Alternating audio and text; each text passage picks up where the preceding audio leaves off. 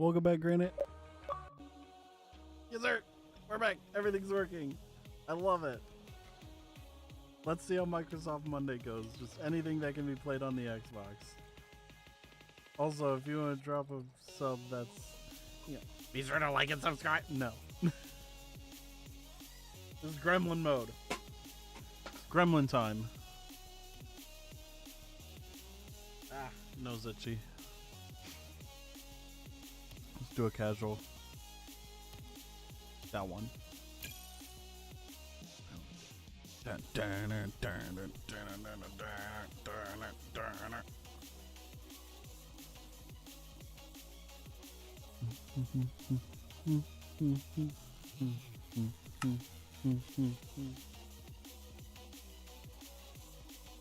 Hell yeah, have fun filming stuff, Granny.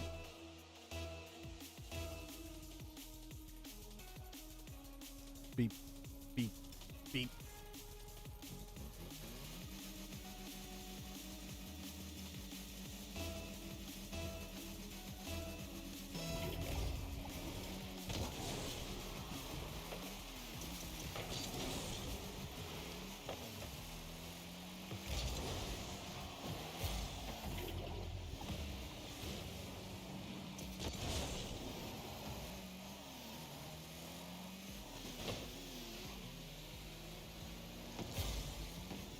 Ah, okay, I'm bad. It's fine. First game of the day, it's okay.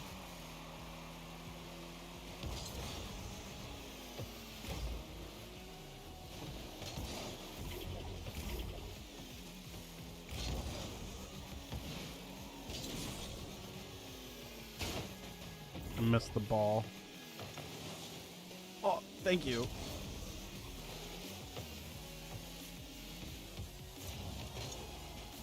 Oh, that's not good.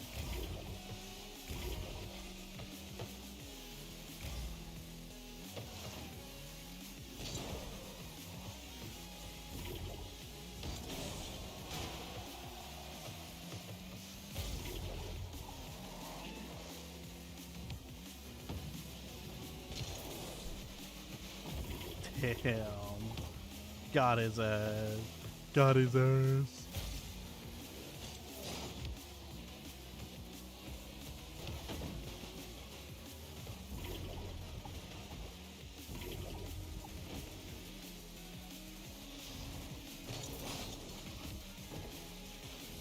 Tickle. Tickle? Oh, did he just give me a gold? No, okay. That would have been funny, though.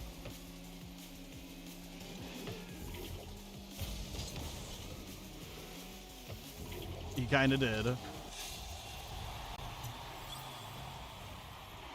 Defense.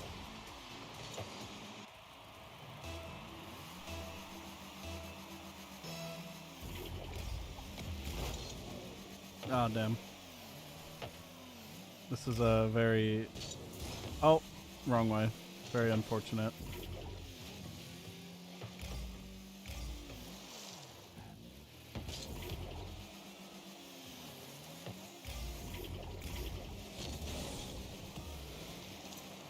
Yes, sir. We win those.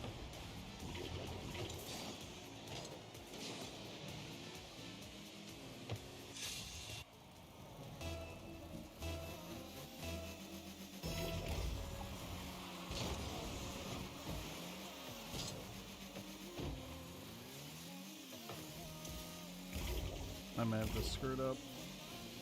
Big time. Yep, I kind of screwed up there.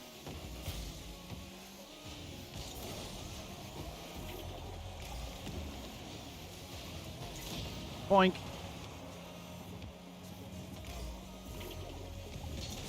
Okay. So I'm just bad is what you're saying. Oh, I deserve that.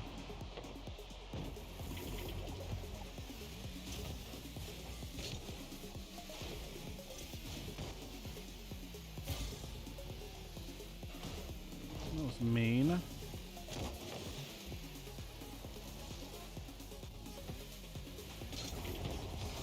Ah, so close. This is almost calculated.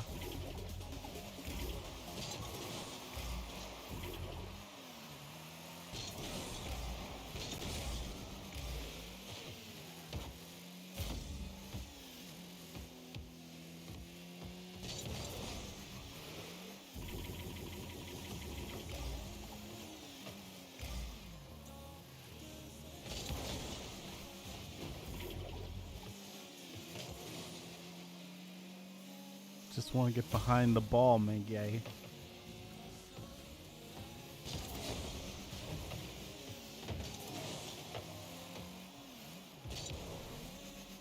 There you go.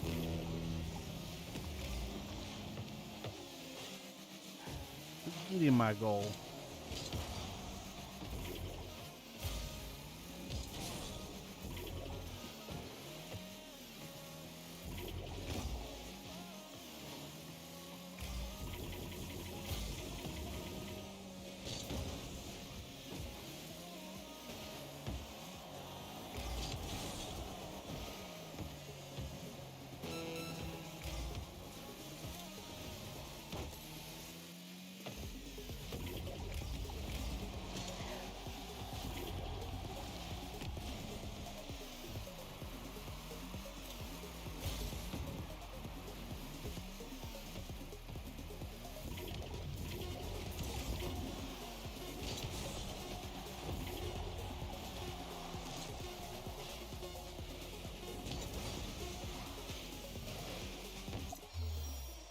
We win.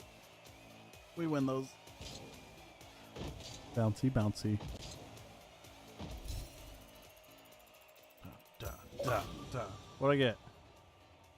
Winner?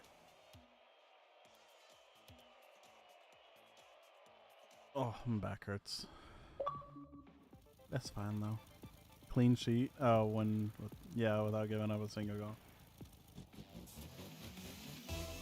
Make a sense of best of friendo.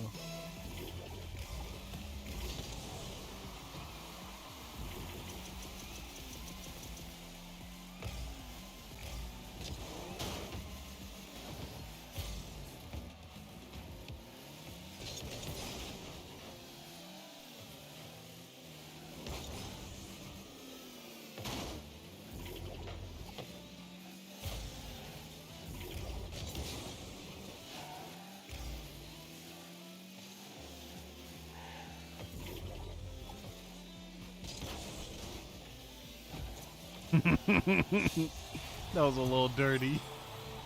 I stood on top of him.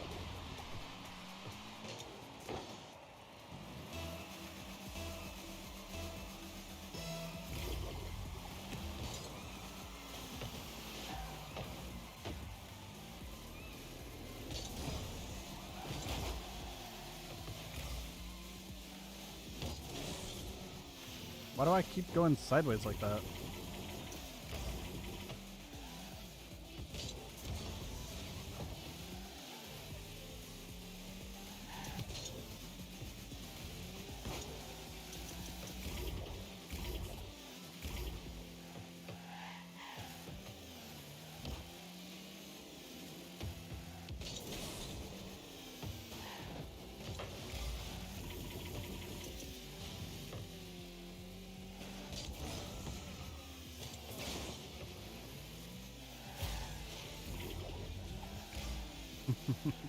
Why is he chasing me?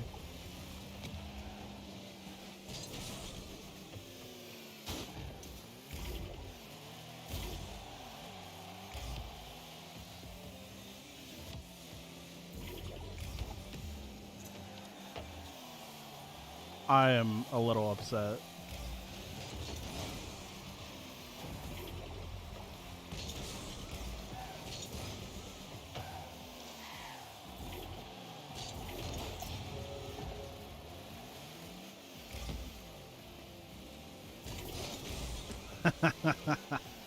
I missed it. Oh, that's a goal.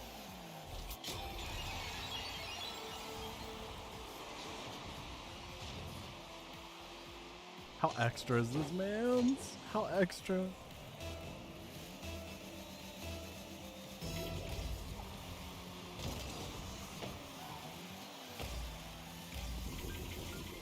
Ah!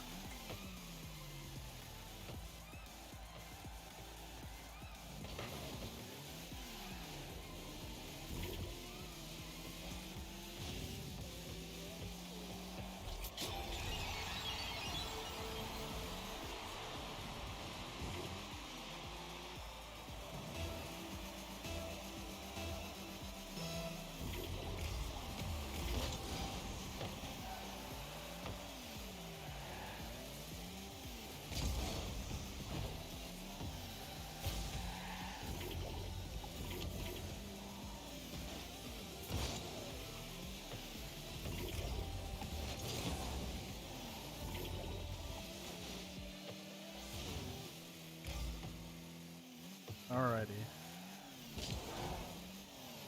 Wait, how did I not grab that? Oh, I went right under it, dude. Hit it. Oh, that's not what I meant by hit it.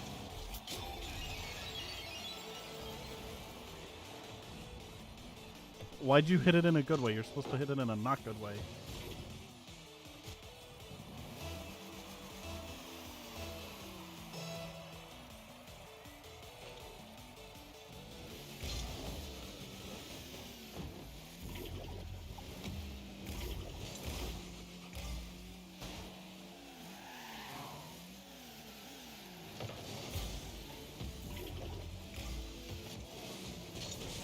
I keep going the wrong way.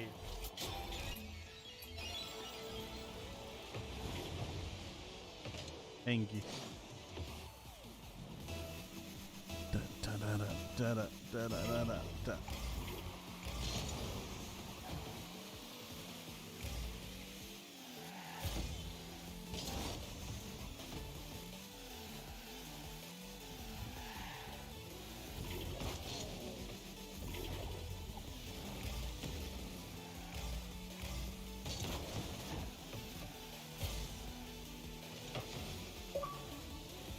Oh.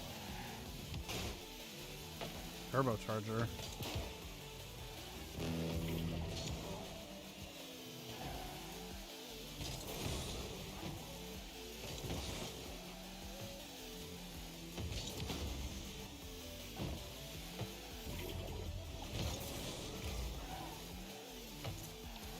I'm gonna cry.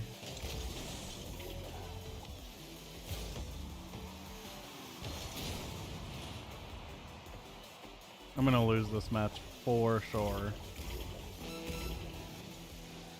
Oh, what the hell?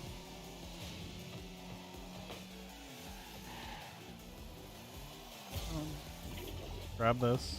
Meet you over there.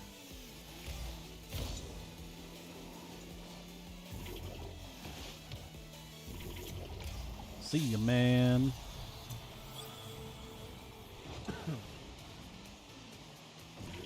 Dun, dun.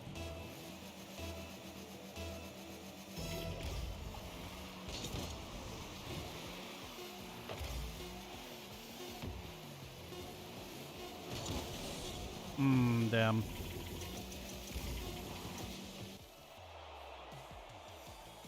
Oh well. Da, da, da, da, da, da, da. All right.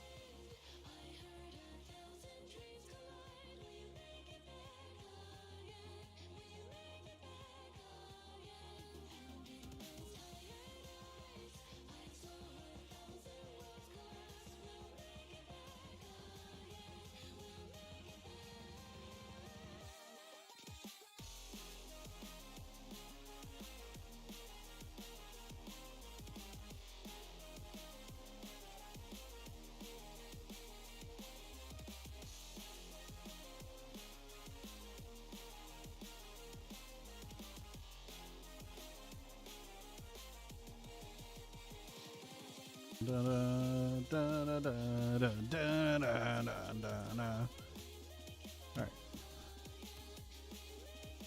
You know what? Let's try. Alright, that's installing Beacon Pines.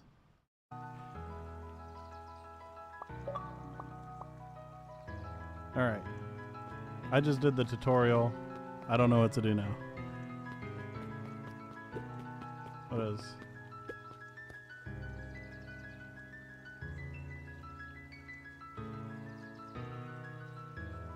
Basically a visual novel in game form. Go around, you find what you can do, and I'm pretty sure it's kind of like a horror game.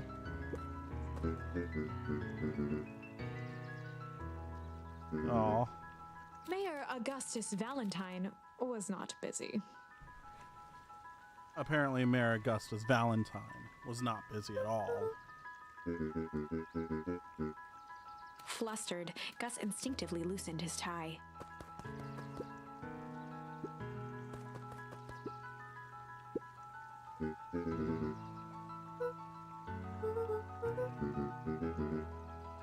Good day to you. Who are you? It's a Yeen. William Kerr was the CEO of Perennial Harvest Company. He had become a fixture around town over the past few years. After the failing of Valentine Fertilizer, the town was hungry to welcome a new source of employment.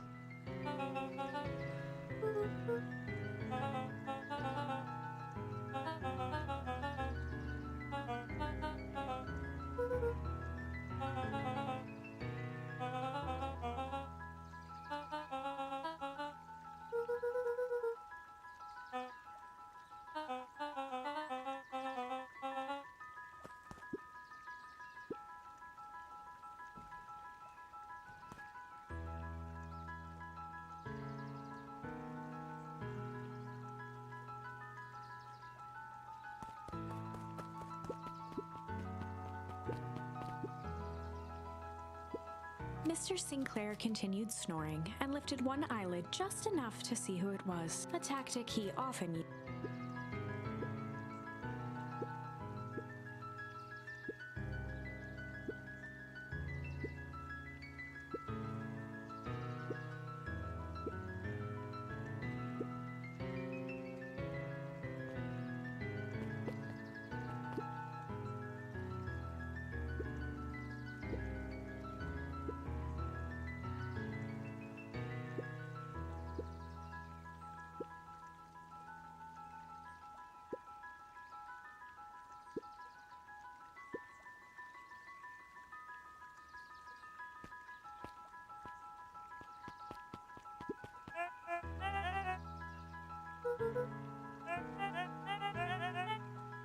He pulled a pen from the pocket of his sweater vest and began to frantically jot something down on a clip.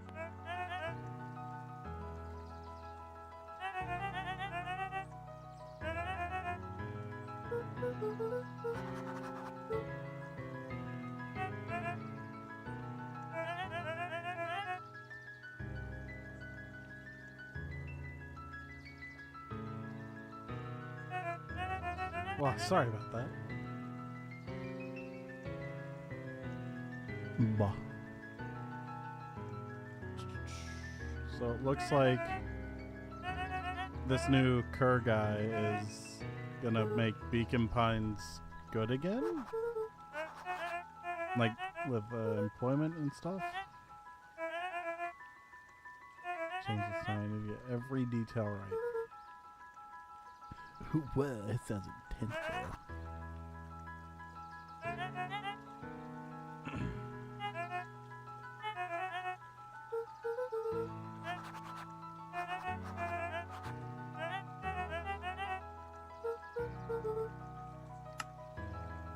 I know, it's such a pretty game. Question 2. Something you love about Beacon Pines. Pete stopped scribbling and glanced up from the clipboard.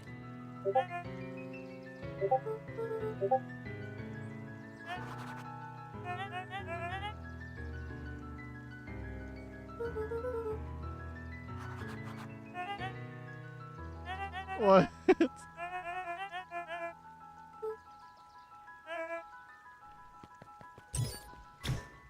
What the fuck?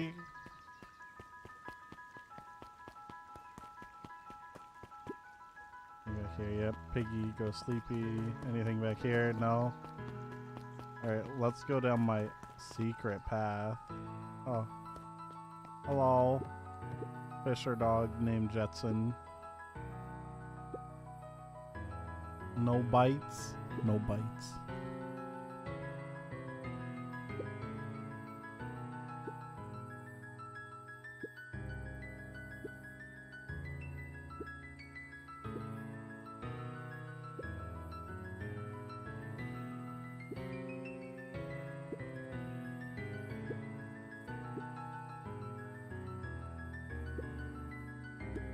Whenever Luca saw his dad's chair by the pond, By the way, Luca, the person I am playing, the little deer, his father is gone, passed. Mother's passed, and he lives with his grandmother. it reminded him of the days they'd pack up a couple of sandwiches and fish until sundown. Fish until sundown. Oh! Wait! Oh, it's a flashback! I get to play the flashback. Bait at the tackle box. Luca opened the tackle box and picked the perfect bait. Oh no. Luca tied a shoestring to the hook. What fish could resist a nice shoestring? Oh no.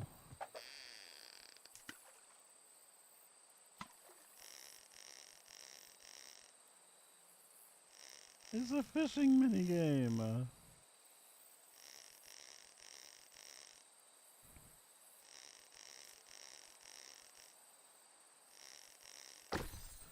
I got a shoe!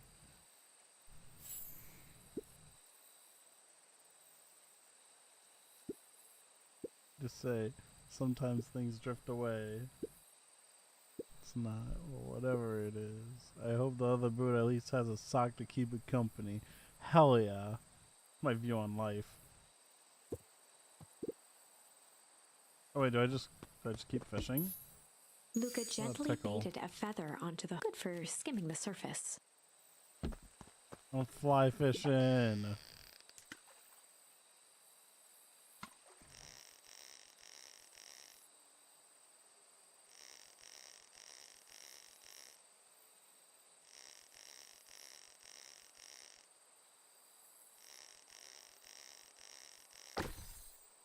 I got a rubber ducky! This is adorable! It's your old rubber ducky. You just love trolling ball of fur.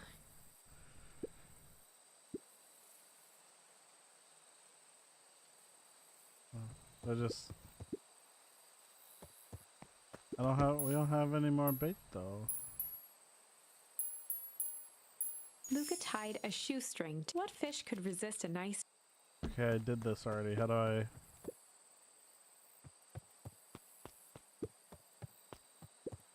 Am I trying to catch something?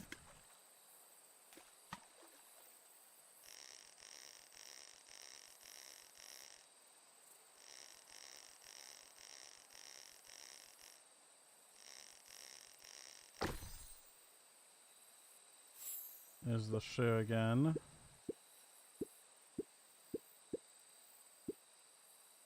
Alright. Okay, how do I leave the flashback? Okay, that's how I leave the flashback. That's cute. Yeah, that's alright. Oh. I guess this is mission control. The boys had a good thing going. As long as they kept old Jeff happy, they had an endless source of precious materials to add to the treehouse. This is super cute. Oh, there's Luca. On certain No, nights, not when Luca. the clouds were just right, the boys could tune into strange patterns of static. Rolo thinks it's aliens. Rolo. He always thinks it's aliens. Rola's based.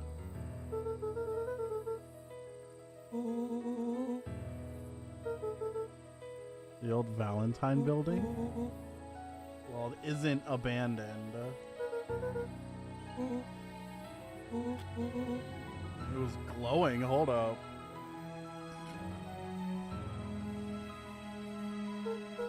Why would a old fertilizer building be glowing?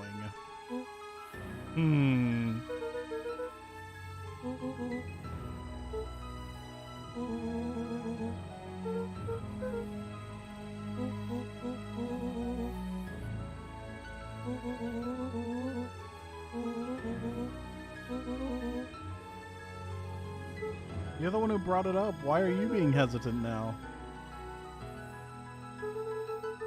Everyone wanted to pretend. Aww. Oh, don't cry. Look at my character. He's swelling up.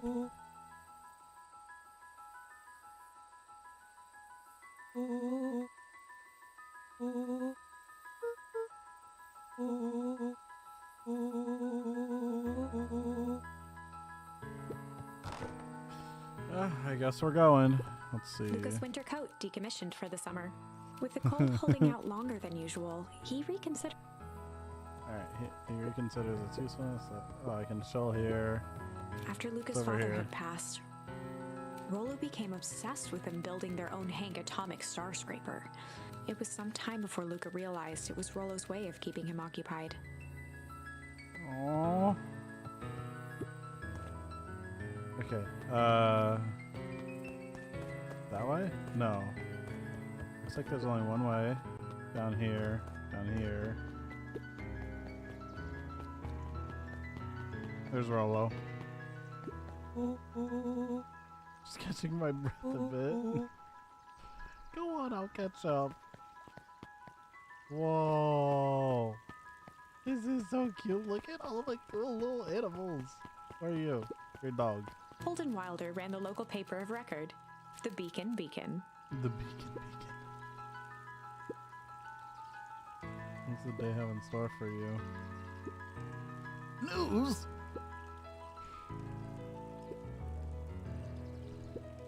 Nope.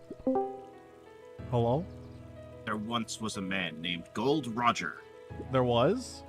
He had wealth, fame, power, everything the world had to offer.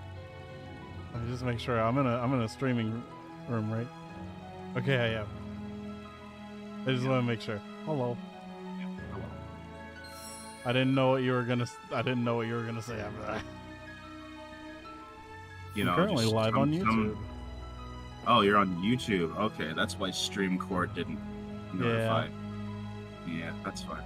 This is such a cute little game. Cute game. Get in trouble with Rolo.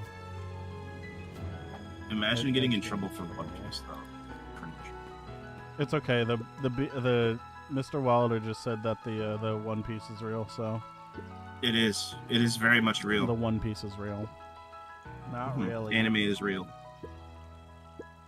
What is your fucking YouTube?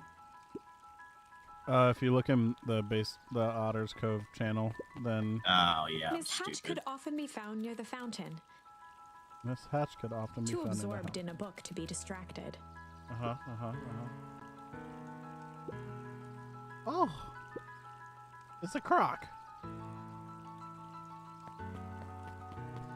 All right. Oh God, shit! That scared the piss out of me. Luca, just the fellow I was looking for. Oh, right.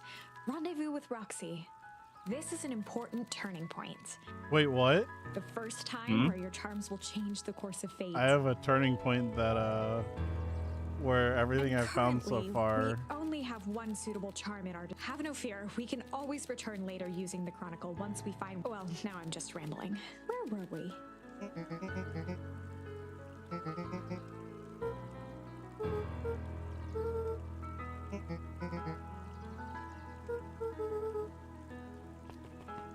Oh, there he is.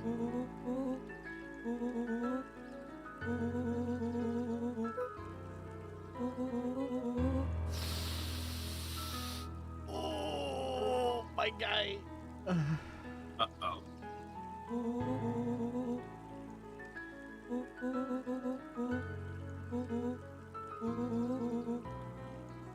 Oh, he put it together. She's right around that corner, isn't she?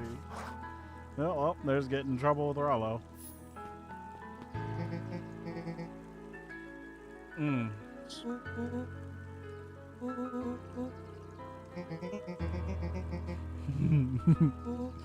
This is super cute. I love the art style. Yeah.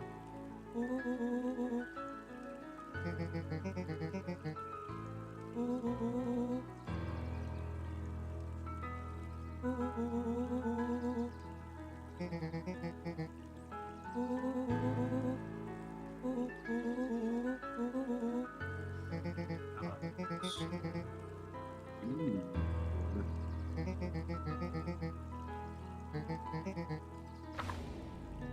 Oh no. Rollo froze Wait. as Roxy took a step toward him, cracking her knuckles. Luca knew he had one chance to save his friend from being dragged home. Is to be a little chill. In the past, he found the best way to deal with an enraged Roxy was to be a little chill.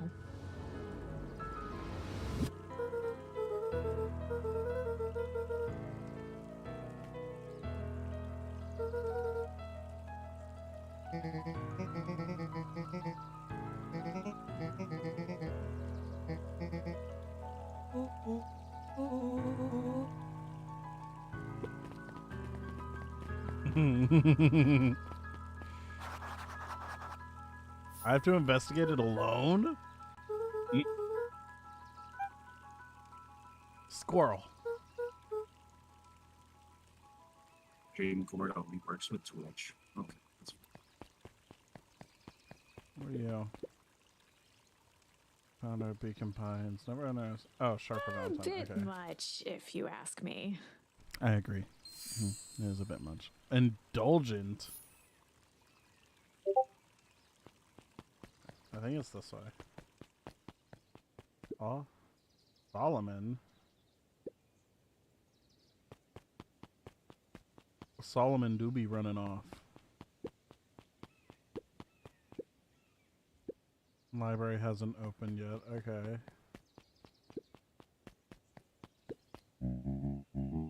Hold up a tick.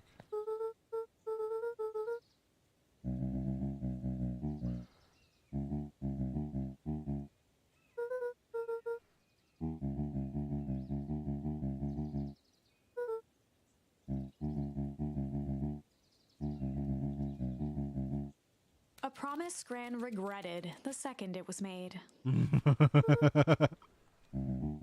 Ah,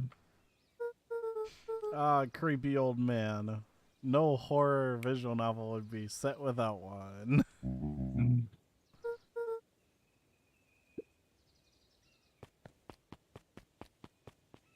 Alright, let me see. Let me guess. Yep, The I can phone go in booth here. was brand new, part of Perennial Harvest's Beacon Pines Reborn, and it didn't see much use. Yeah. Oh! Another tiny. It's a rabbit. Rabbit. On bug hunting, not great. Bugs have been shy this week. Sometimes they just want to be left alone. If you're going into Weep Willow, be careful where you step. Okay. The path led Oh. into a small hollow at the edge. Okay, no turning back now. Caution, electrified fence. The fence know. thrummed with a gentle electric buzz. Luca often asked himself what Rollo would do, so that he could rule out that option. Felt that.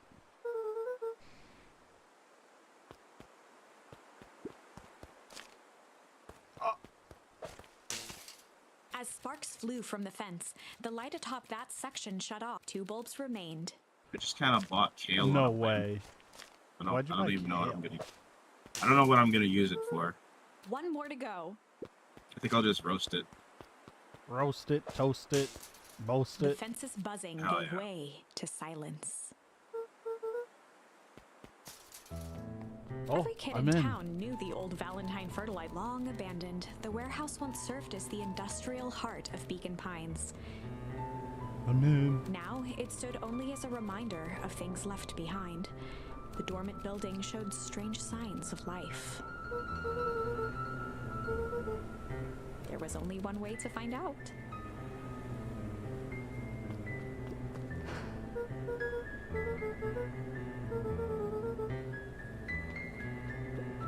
The hose emitted a subtle sound. It was actively draining some kind of liquid.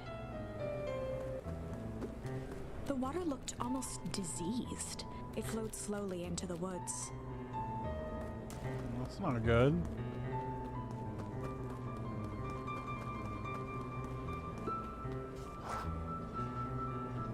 Okay.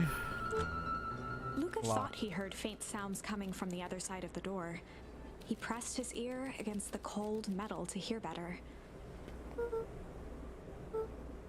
The sound of footsteps grew louder. Oh no.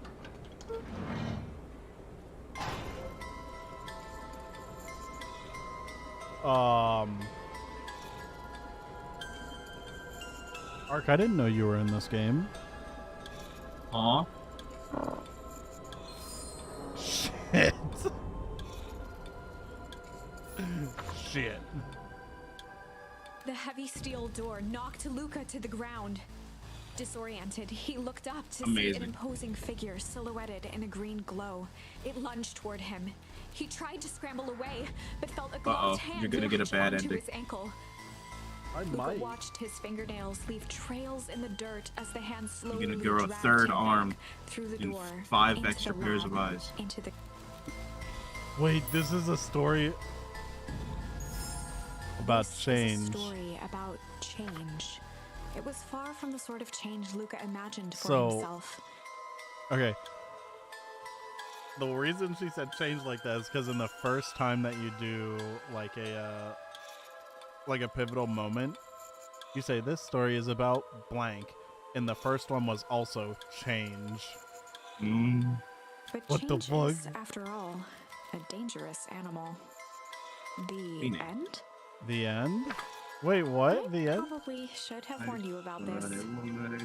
There are many paths that our story can take. Most will end in tragedy, but don't let that discourage you. We will find the ending that this story deserves. Oh. From here on out, a charm will have a check mark when it's been used to its full potential at a given turning point. Oh, that's Now, amazing. Let's try something different.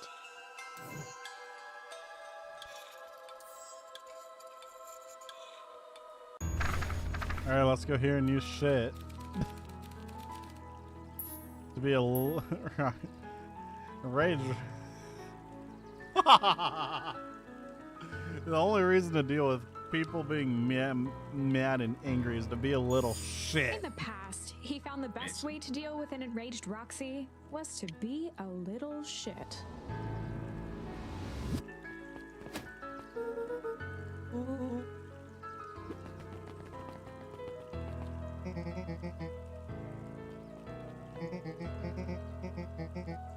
Oh my gosh. Oh wait, knock Solomon over.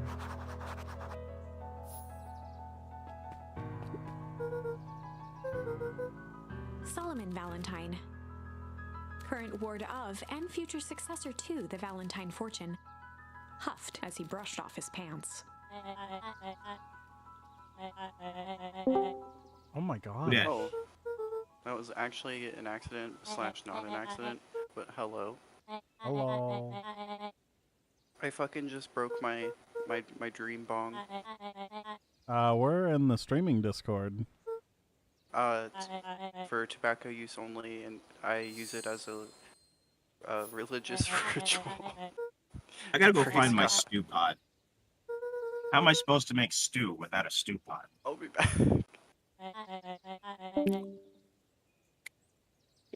Ark? Oh? Oh, Ark went to go find a stew pot. This has a lot to do. Indeed. have a caretaker who's really in love when it starts to constant you. Oh.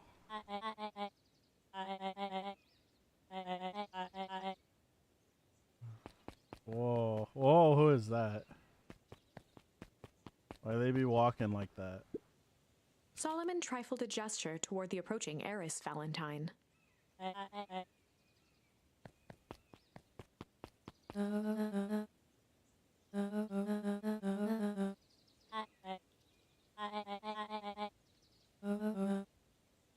Strolls are for commoners. You're a Valentine now.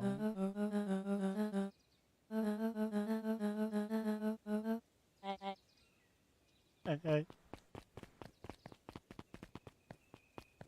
So he's just trying to get away from all of it. I'm not talking to you. Oh, God.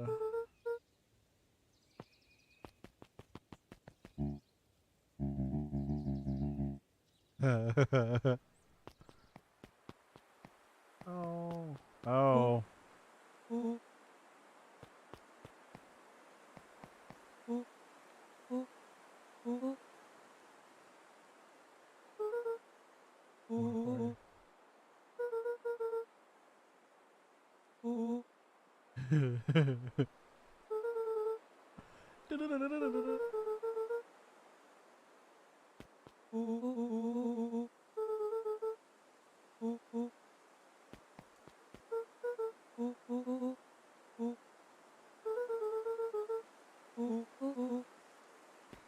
Oh, God damn it.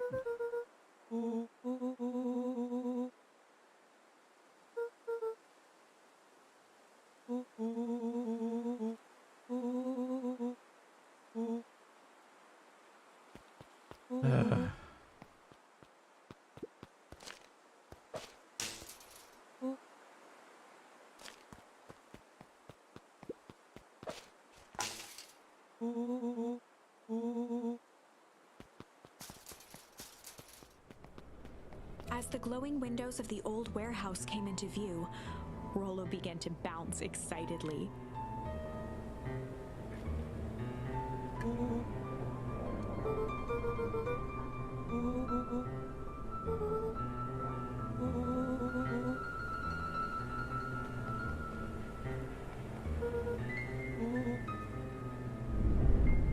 Oh, why is it shaking?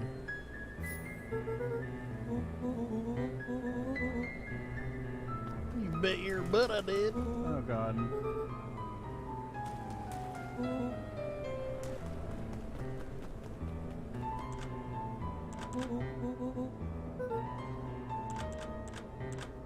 Door's locked. Try harder. No dice. It won't budge.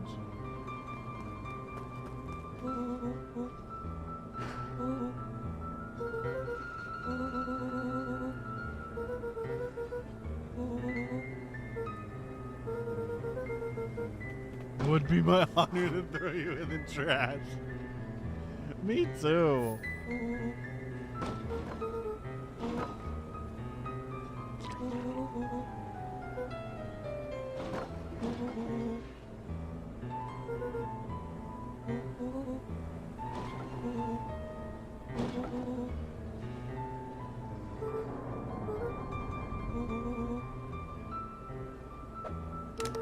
Walkie-talkies.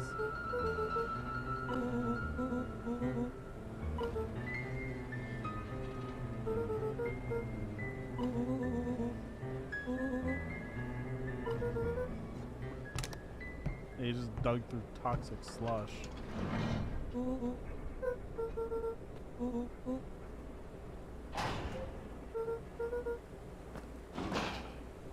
Oh no, there he is.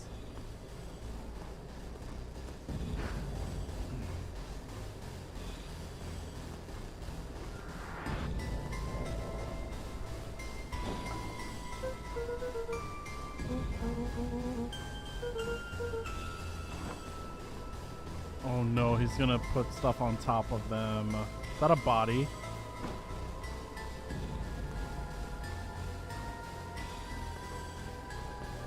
The boy sat petrified under the weight of the bag.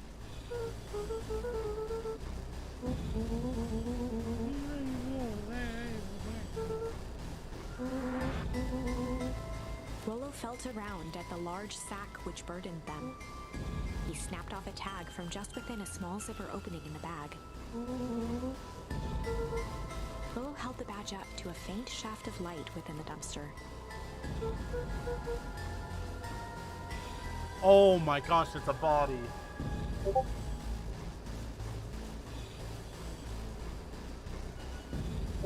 It's a body.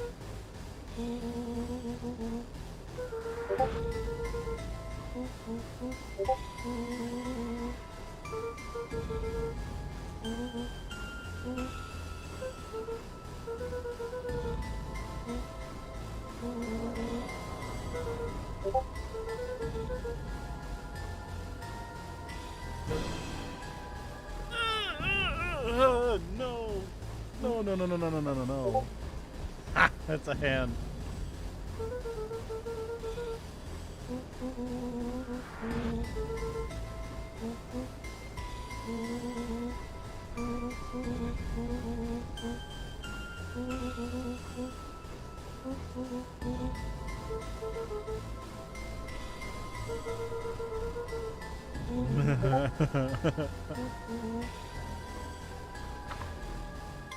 It's a Lucas whole sat in the body. dark, tracking the sound of Rollo's foot. 1, 2, 3. He pressed his ear to the dumpster wall. 15, 16, 17, 35, 36, 37. Screw it, that's long enough. Luca carefully lifted the lid and peered out. Nothing. No sign of Rollo. No sign of the man in the... Time to haul ass. Luca clambered from the dumpster, stumbling to his knees. He was up like a shot and running, sprinting toward home as fast as he could. Beacon Pines flew by, blurred by the tears that welled up in his eyes. Aww. He wouldn't remember getting home at all that night. Throwing his front door open, storming up the stairs to his room and surrendering to sleep almost as abruptly as he hit his pillow. Chapter 3. Finding a friend. Oh my gosh. The next morning, it was quieter than usual at the breakfast table. Only the sound of silverware and chewing interrupted the awkward silence.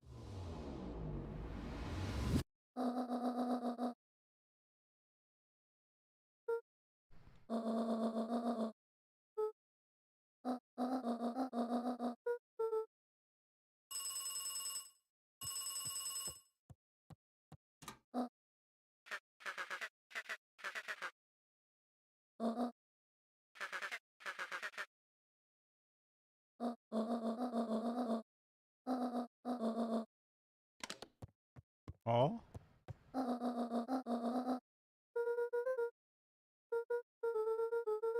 Gran's brow furrowed. She let out a long sigh. Her voice was quiet and...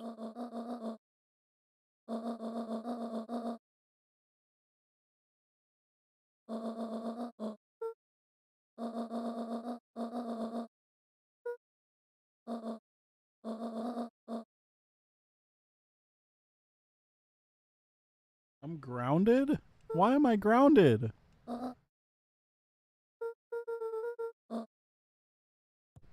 Good.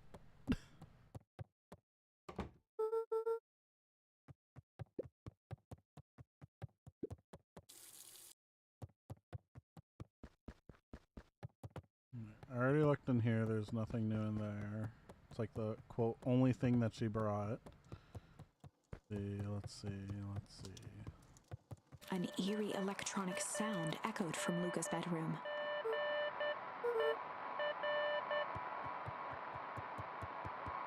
Oh wait, is that the walkie-talkie? It is.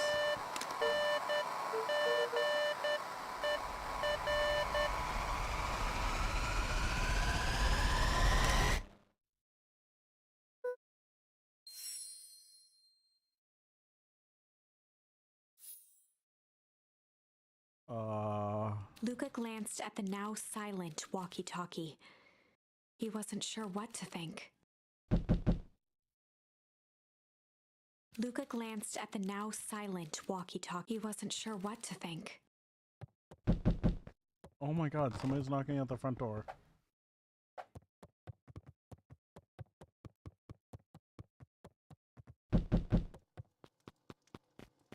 Oh, hi. A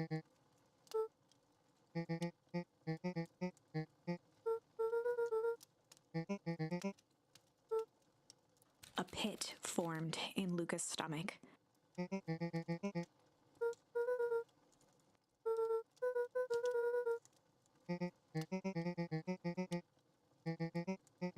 Luca's mouth felt dry.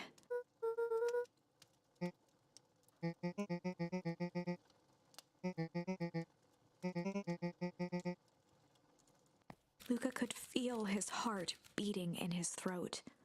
Oh my gosh. Rollo didn't come home last night? I can't leave though.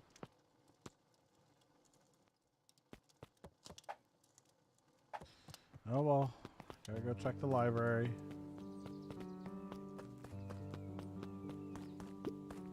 The road leading to Beacon Pines was long and a sort of natural barrier for the impatient.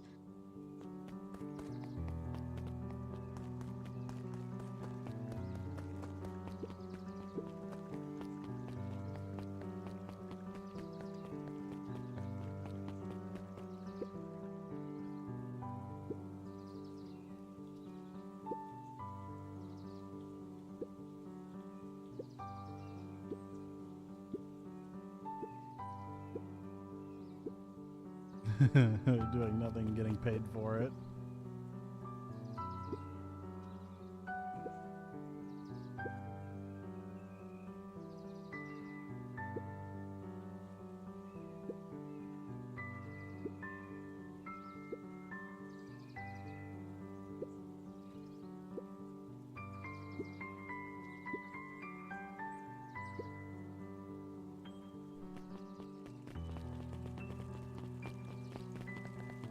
Oh.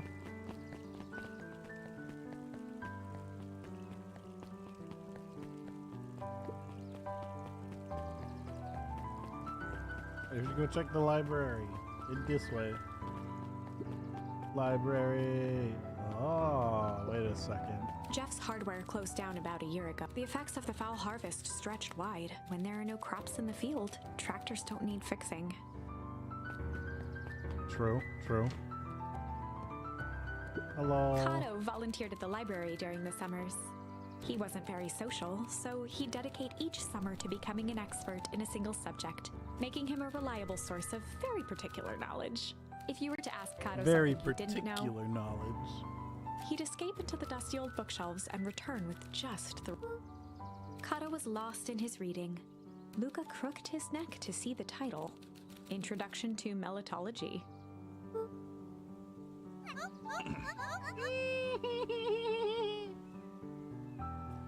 It's a little penguin.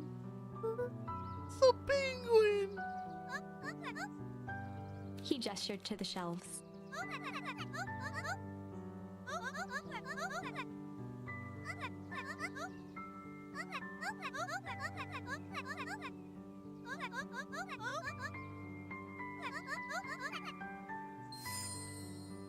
Fight? Bro, I get a fight?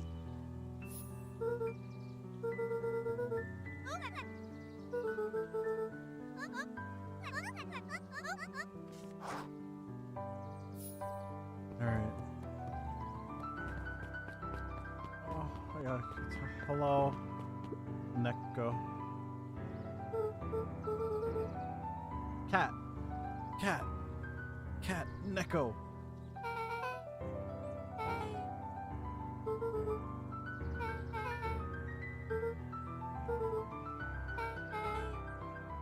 Beck's family moved often, giving her little time to establish any real connections. She would tell you she prefers it that way.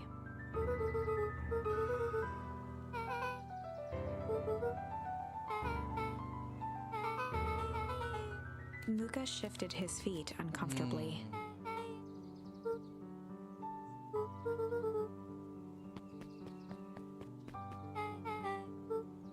Beck pulled a coin from her pocket.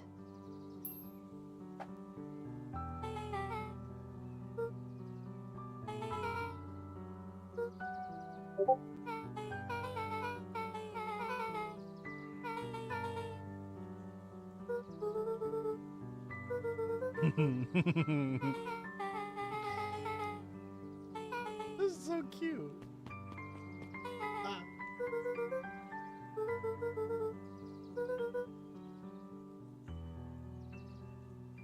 Oh god. Hello. Hello, man. Ah.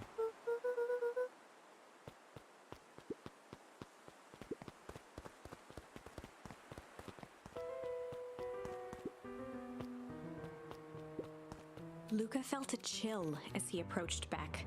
Her eyes were locked on the strange green liquid. The nearby grass was coated in a fine layer of frost.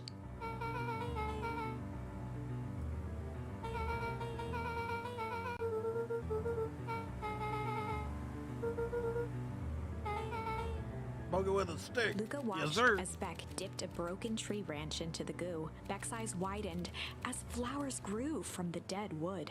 First small buds, which quickly bloomed into vibrant petals. As quickly as they had grown, the flowers began to shrivel and turn. Beck dropped the stick with a grunt of disgust.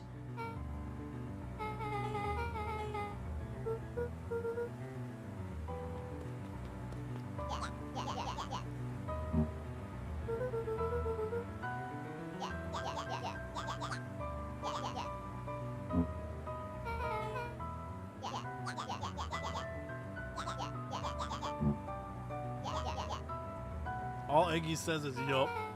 Yup.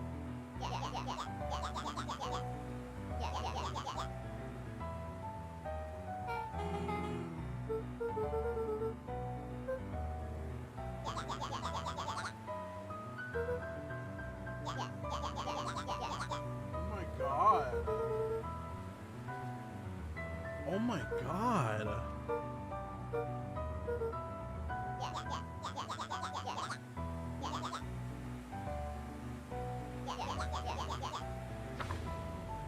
I'm fighting this motherfucker. Iggy took a step I'm fighting this towards motherfucker Luca, right now. his sneer lit by the glowing puddle. Beck could see tears welling in Luca's eyes, his fists clenched. Some things about Beacon Pines were very different from the city, but a bully from a hayseed town is really no different from a city bully. Beck took a deep breath and thought. What did I think? Well, it's time to bust out. Oh fuck, the strange. Well, time to bust out the strange.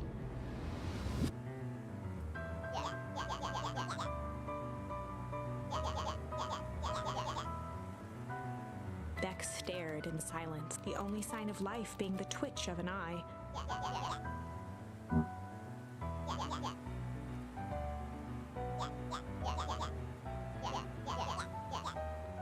At the sight of Iggy taunting Beck, something in Luca snapped. Iggy's smirk shifted to a look of shock as Luca launched himself into his stomach. Iggy's clothes were drenched in the glowing ooze. Yes, sir! Iggy's voice began to slur as he struggled to get up.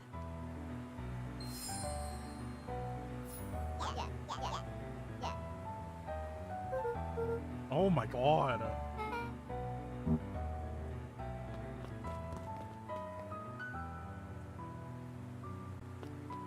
What the fuck just happened? The person at the warehouse. This strange ooze and what it did to Iggy. Was Rollo caught up in all of this?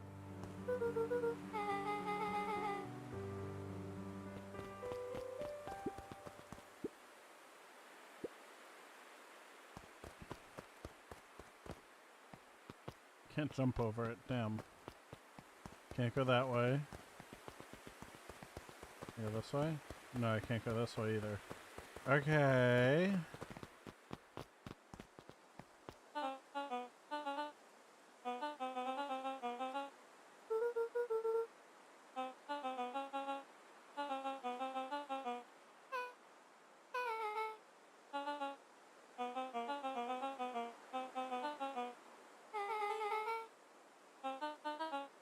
Oh my gosh.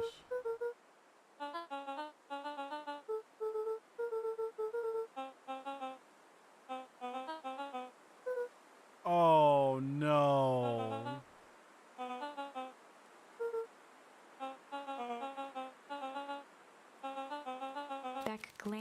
toward Luca.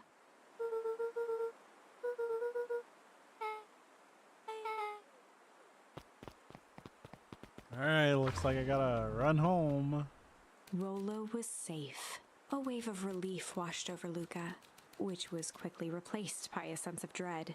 Gran is going to kill. If he hurried, he might just make it home before sundown. Chapter 4. Ooh, chapter 4! Our harvest awaits. Oh, why'd you say it like that? Luca took a deep breath and gingerly opened the door, steeling himself for Gran's wrath. Oh, fuck.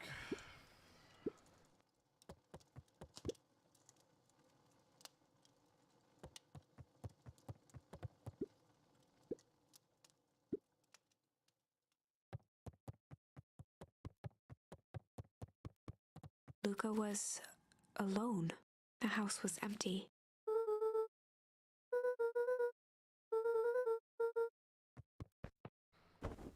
Okay. Luca was sitting by the pond, listening to small waves lap against a rock. His father sat in a folding chair in front of him. Without turning, he spoke. "Why don't you grab me some nice bait?" "Sure thing, Dad." Luca hopped over to the tackle box and popped open the lid. Inside was a rolling, buzzing mass. "We're fishing with bees?" Luca's father gave a warm chuckle. "Well, you catch more fish with bees than honey. Pick us out a good one." Luca closed his eyes and plucked out a bee. He could feel its wings struggle between his fingers. Holding it at arm's length, he hurried over. His father deftly baited the hook and examined his work. "Interesting choice." With a practiced flick of the wrist, the line buzzed in a graceful arc. The water accepted it without a splash or ripple. The wrong choice, but I respect it. The pond began to freeze over. Sometimes we gotta make the wrong choice before we can make it right. Pallid ice propagated across the still surface with an alarming speed. Luca scrambled back as the ground beneath him turned cold. "Dad, I don't understand." "Sorry, kiddo. Understanding isn't always part of the deal." The relentless ice shot through the fishing line toward his father. "Dad, look out!" His father casually wound the reel. "None of it's your fault, you know. Never was." What the fuck? "Dad, we have to go." Luca grabbed his father's shoulders, trying to pull him away. "Please, you have to run." The ice crackled as it spread across his father's hands. That's the thing about fishing, Luca. His chest began to crystallize. You toss your hook in, and you never know what you're gonna pull out. A shock of searing cold ran up Luca's arms. He gave one last desperate. The chair tipped backwards in a single frozen mass. Luca tried to stop the momentum, but it was too late. He watched the icy form of his father slam into the hard ground, shattering into 1,000 pieces that crowded around his feet. What the fuck type Dad, of nightmare is I this? don't understand. What does all this mean? The gentle rustle of leaves was the only reply.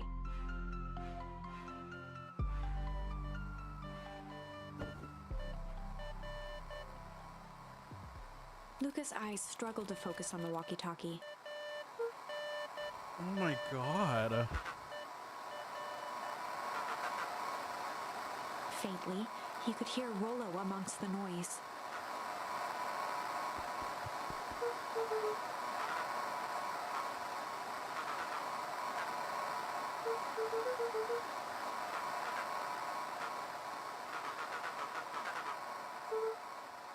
Rolo's voice was coming through more clearly now, but some words were still just static.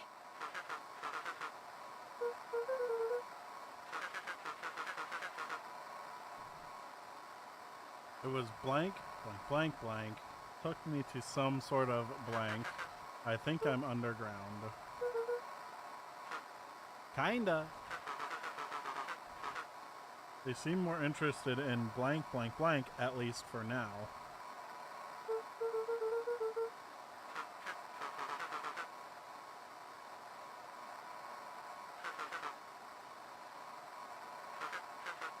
The signal went silent.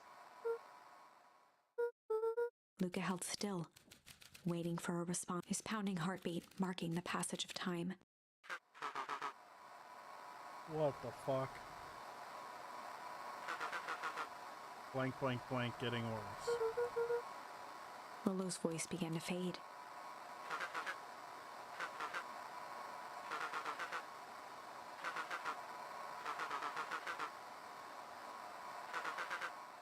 With that, Blank, blank, signal blank, died the for good. treehouse.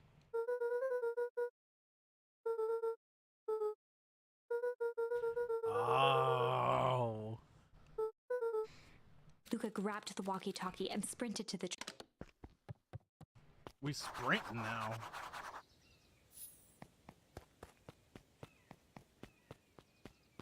Luca heard a group of footsteps. He dashed behind the bushes to avoid being spotted. Oh, Gran?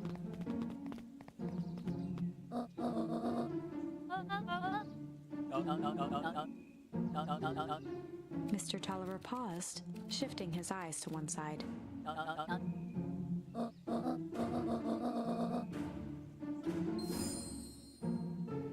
Okay. Mr. Tolliver took one long, quiet breath.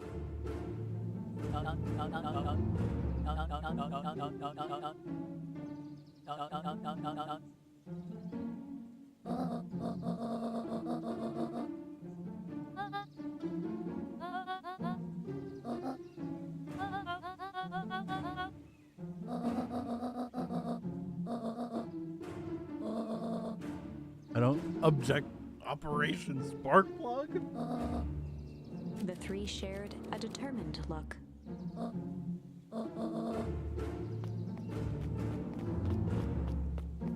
What in the world?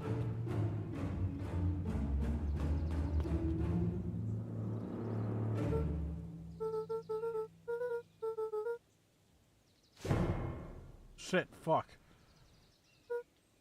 Yep, me too. It's a bat!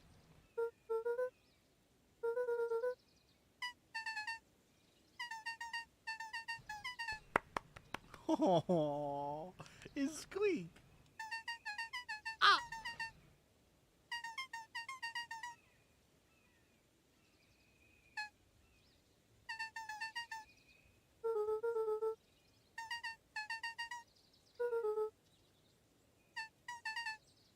Bop boop, beep bop boop, beep beep bop boop, beep beep.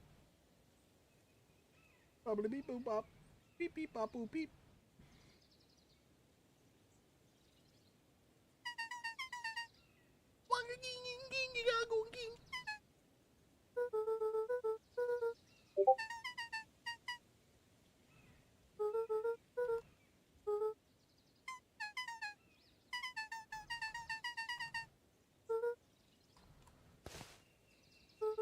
I love Dawn. Nah, I'm gonna stick out here for a bit longer. See ya, Luca. Bye, Dawn. Holy shit. I run. Oh.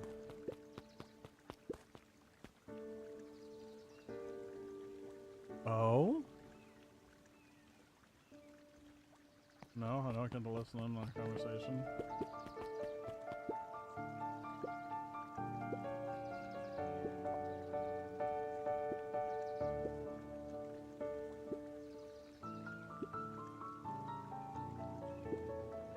The two boys shared a mischievous grin.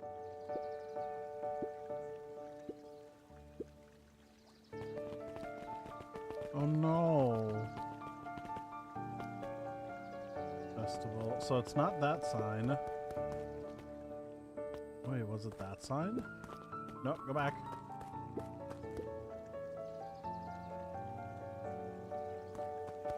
Perennial harvest. There. I need to get up there.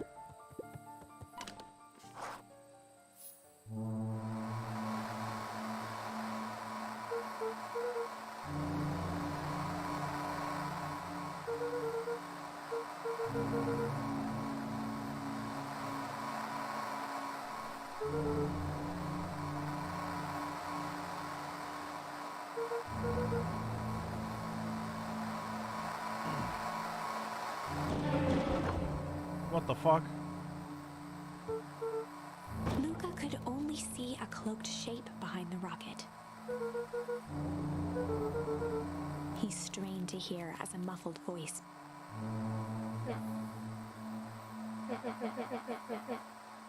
Fear gripped Luca. Luca stared at the ground for a moment, trying to place the dampened voice. The figure shifted slowly from behind the rocket, revealing itself to... Ah.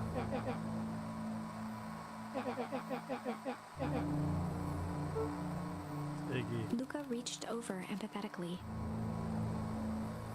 Iggy's tone jolted to dejected anger. Luca slumped to the ground, overwhelmed by guilt.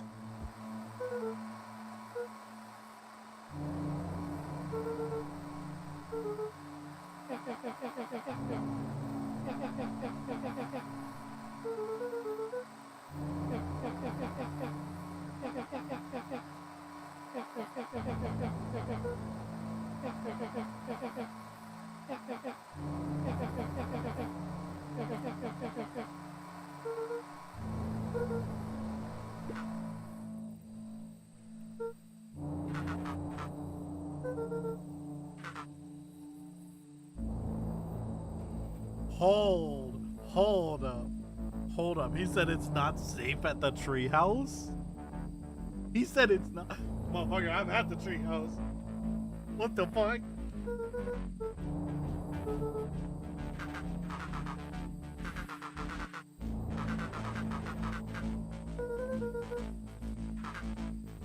Clipboards.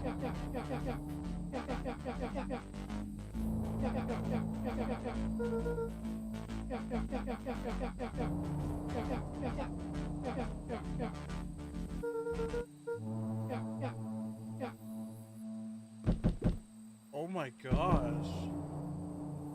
A boreal domicile? Crap. They found me! They found us, Iggy! I was just grabbing my blanket. It's getting chilly in my room. Iggy, they found us.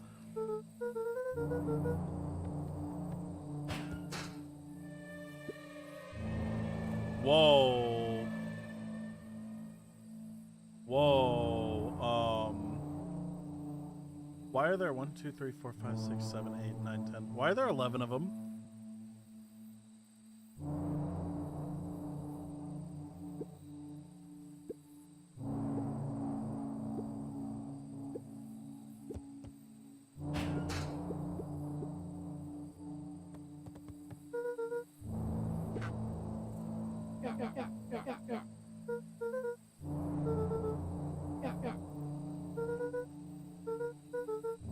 Of them.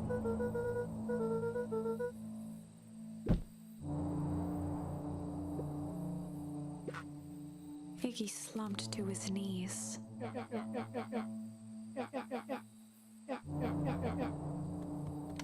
Luca grabbed the walkie-talkie and headed for the window.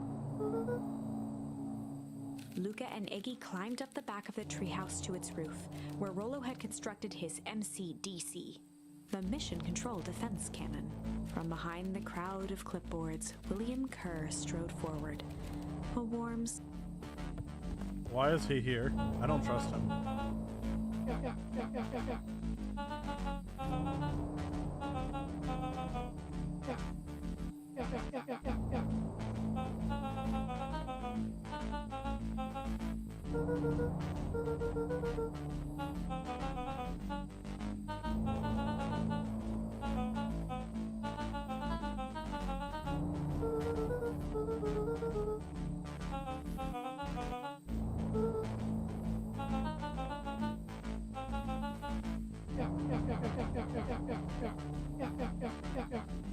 Kerr's smile faltered. Oh!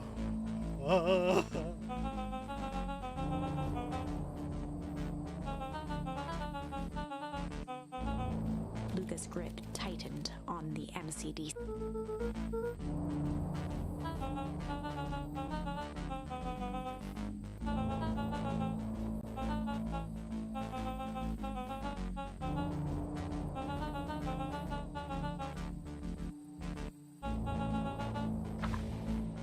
Oh no.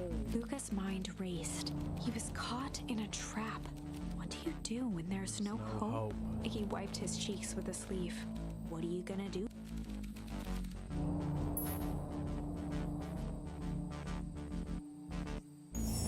Luca drew himself up and decided to take the only option they had left. Fight. He swung the mission control defense cannon around, aiming it confidently at the smirk. Luca summoned his most insolent demeanor.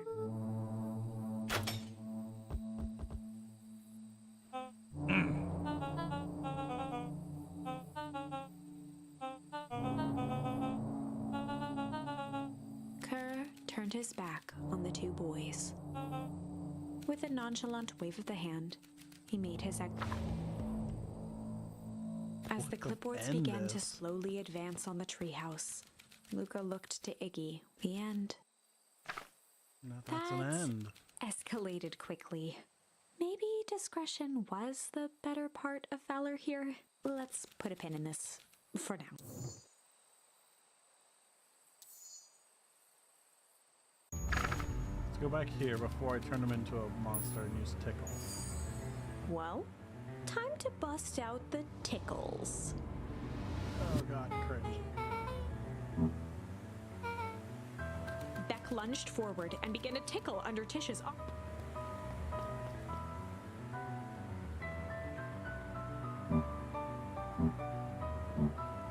Tears began to form in Tish's eyes as she gasped for breath between gales. Beck redoubled her efforts until Tish finally had...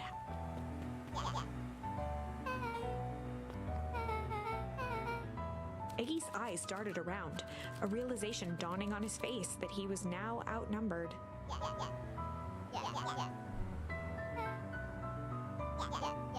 Iggy kicked at the puddle before making his escape.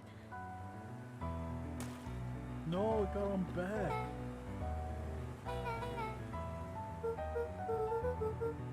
Beck shook the ooze out of her hair as best as she could.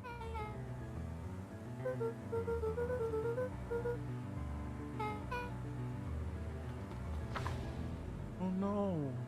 Chapter 4. The Best Policy. Luca paused for a moment, catching his breath. He'd only just met Beck, and somehow he already managed to drag her into this mess. Hopefully he could make it up to her.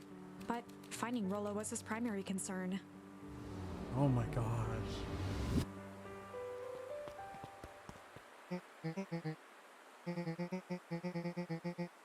Roxy and Fitz looked drained. It was clear they'd spent all day searching.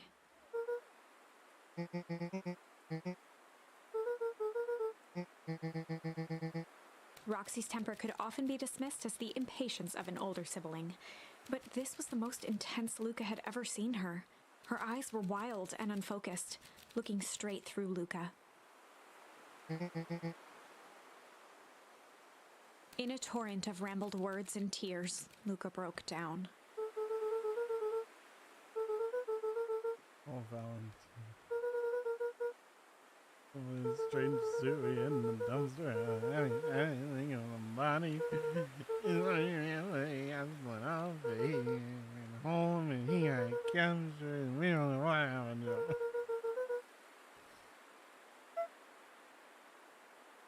Beep, beep, beep. Roxy, still exhausted and angry, softened briefly as her eyes hunted the ground in thought. With a determined sigh, she looked up at Luca. Roxy drew herself up.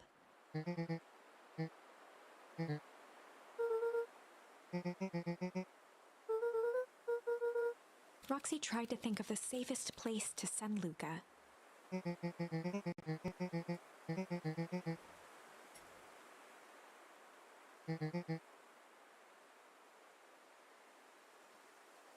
Luca wiped his cheeks and gave a quick nod.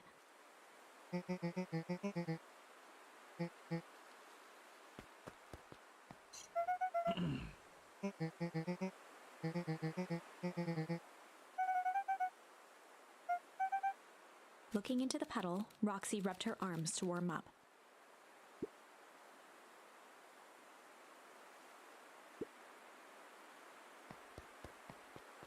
Oh no. Alright, guess I gotta go wait at the treehouse. Oh.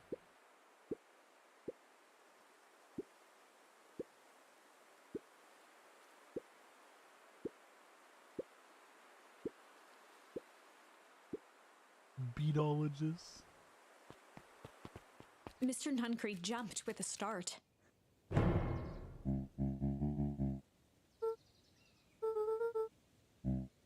Luca motioned to the phone booth.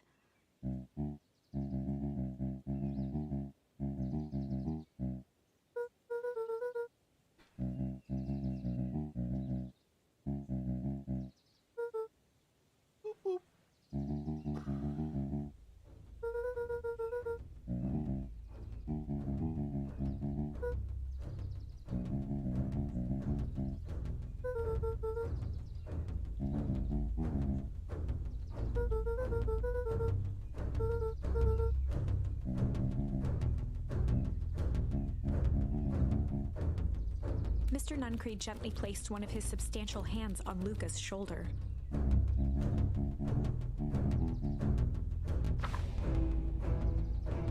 Luca peered up at Mr. Nuncreed. Kind eyes warmed a stern face.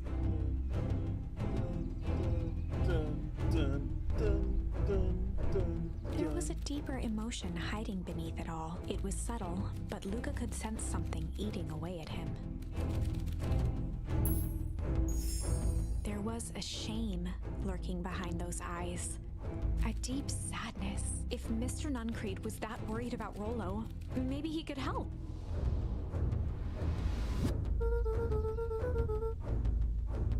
Mr. Nuncreed raised an eyebrow.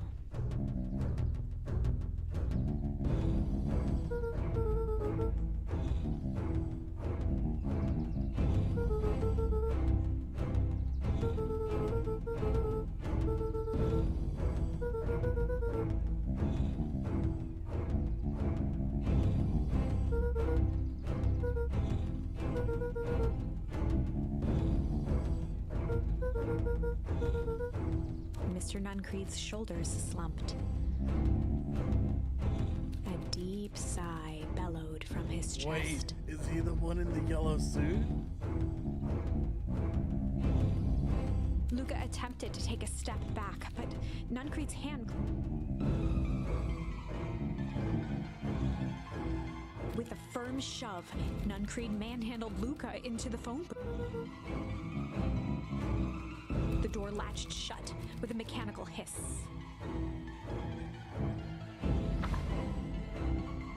Oh my gosh. As Luca pounded the glass, the floor dropped from under his feet. The inside of the phone booth was now a loose capsule plummeting at gravity's whim. Luca winced and pressed his hands to the walls. As he braced for impact, the capsule hurried. He felt a cold rush of air and opened his eyes with two large figures in hazmat suits occluded his view. Luca heard the deep, resigned voice of Mr. Nuncreed over an intercom. He knows too much. The end. Oh my gosh. Wait. No. This isn't the end. I know there's still much more. Somehow this went wrong. Okay, let's try something else. Fight, tickle, struggle. Alright, I'll use struggle here. This is a story about struggle. Luca could hear a machine humming somewhere nearby.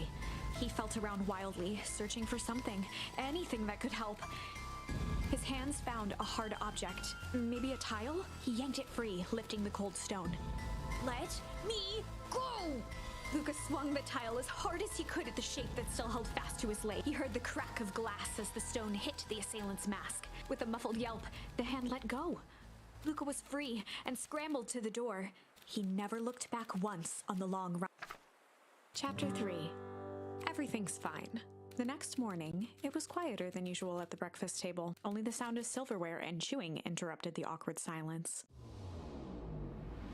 I think I already did this. She tells me to stay home.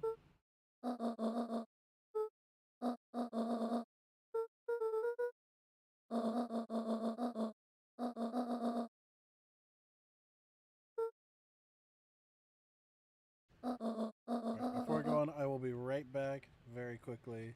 Give me just one moment.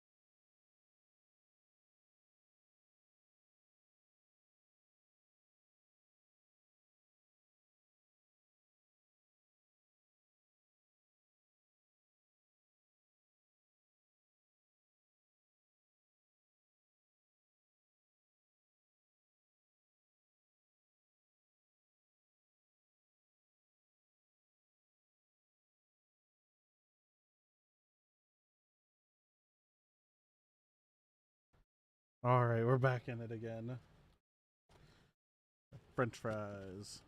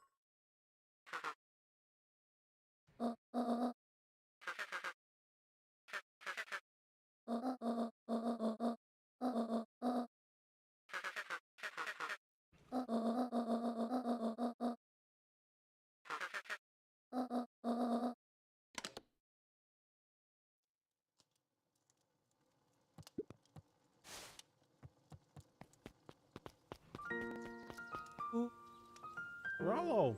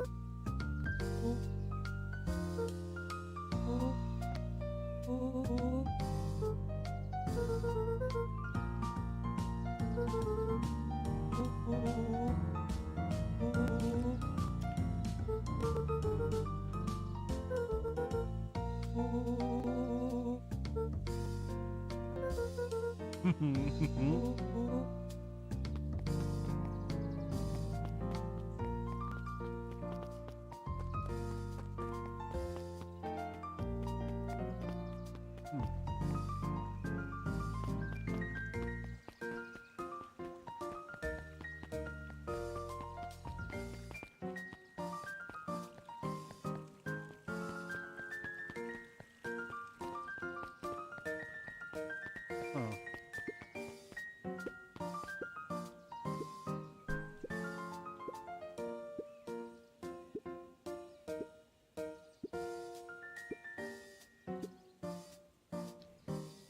What the fuck? That's not what they say.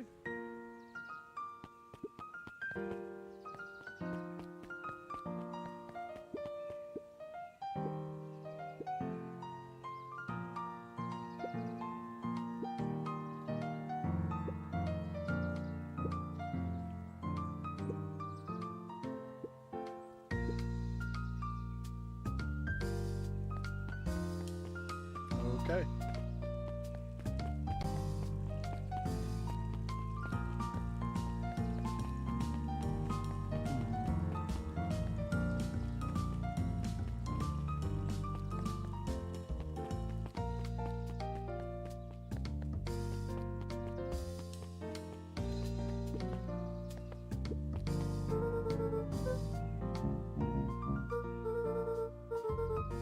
Mr. Nuncreed eyed Luca for a moment.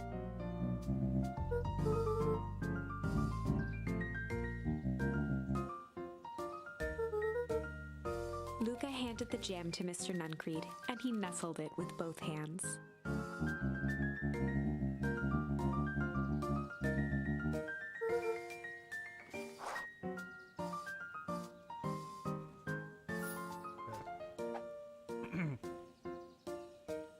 Miss Fratelli and Mr. Tolliver. I don't know where they are though.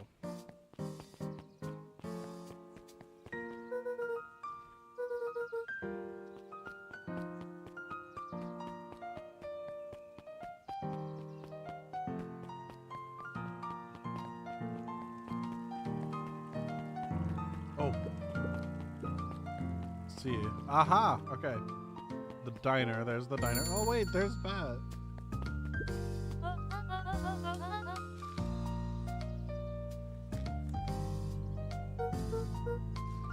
Fratelli. She leaned forward and pinched Luca's cheek. Ow. That she hurted.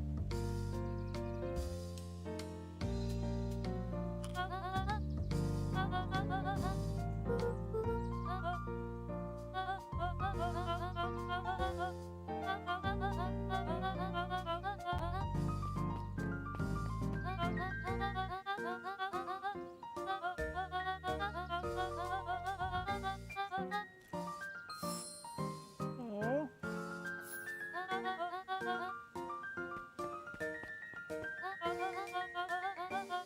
Luca shifted the basket uncomfortably. Mrs. Fratelli lifted the cloth and inspected the She carefully lifted out her jars of jam.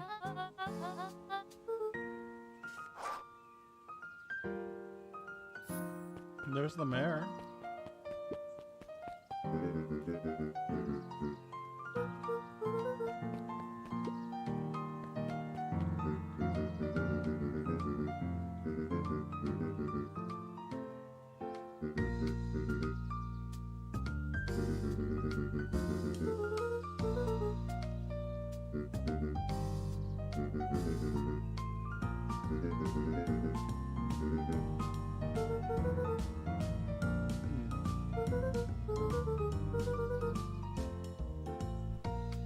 Okay, so the mayor is socially anxious.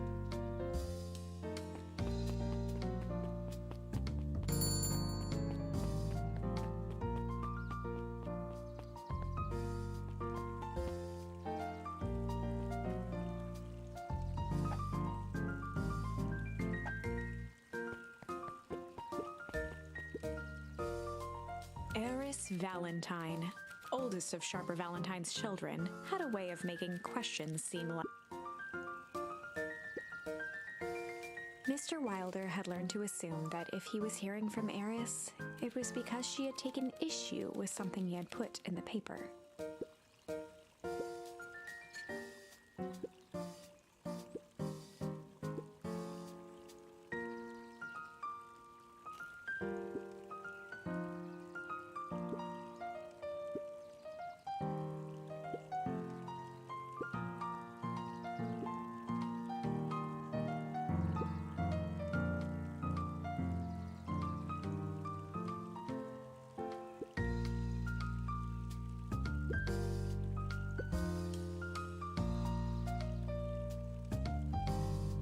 Okay.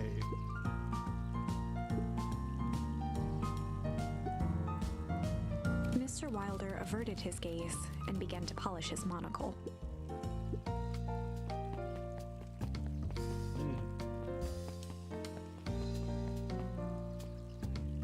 Wow.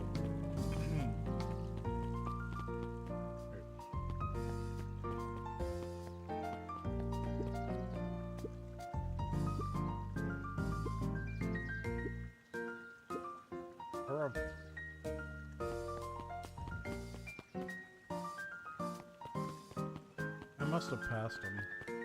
How far am I on the tree? Okay, I'm still good.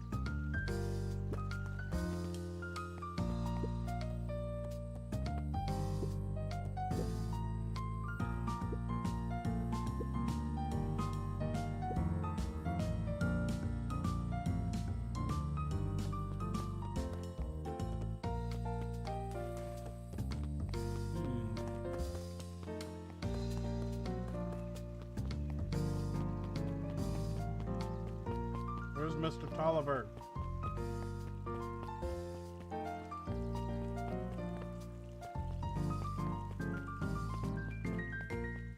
Why does he keep sending me back down the stairs?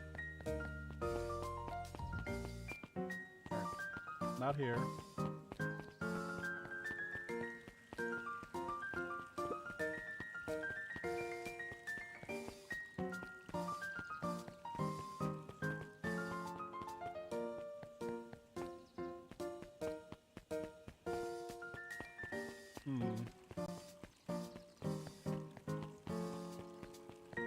Maybe behind the house?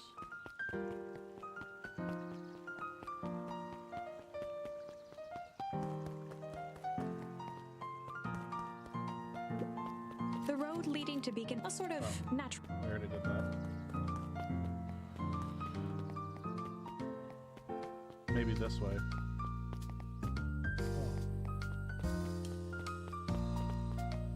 Oh. The dad's grave.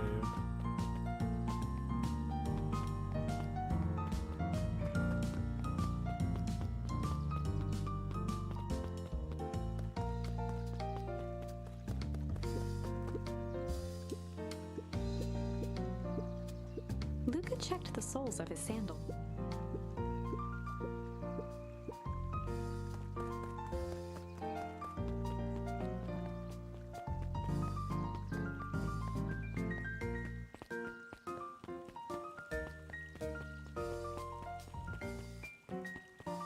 Not that way.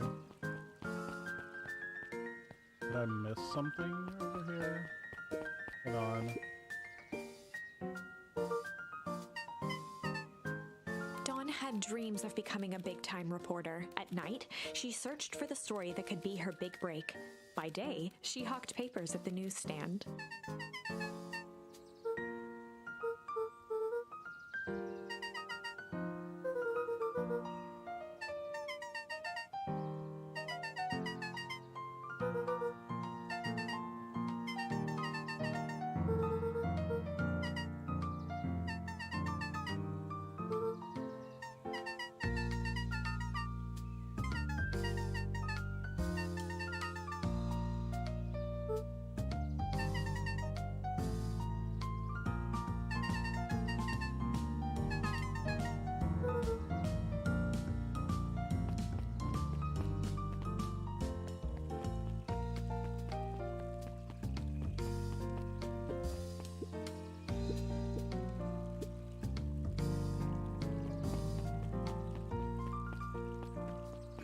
Going to town hall? No?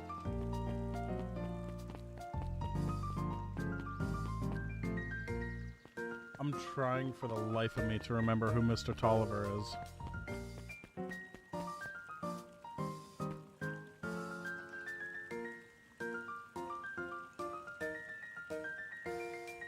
Uh-oh.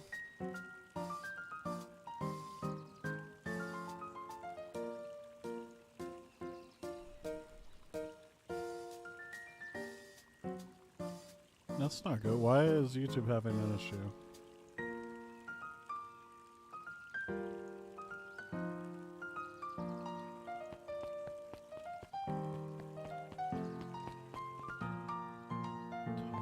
Oh, there he is. Found him.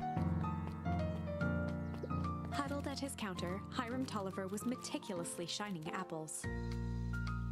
More accurately, Hiram Tolliver was meticulously shining one apple.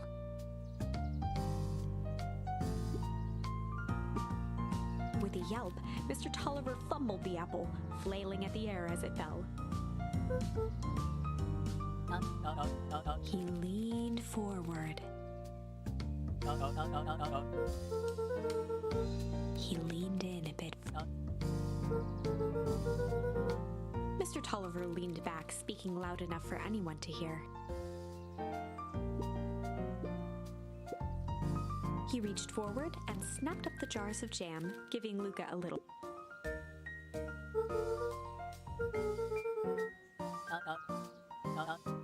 He leaned in for a final whisper. Hmm? Yo, Grant's dealing.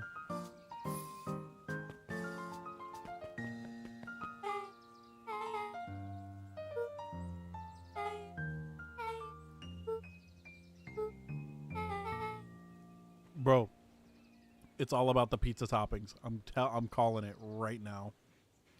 It's Beth is asking about the fucking pizza toppings.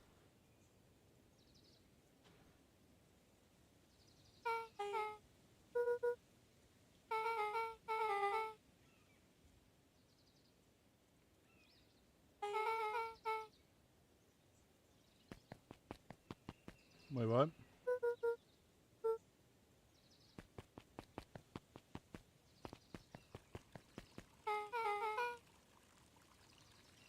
Is that an otter?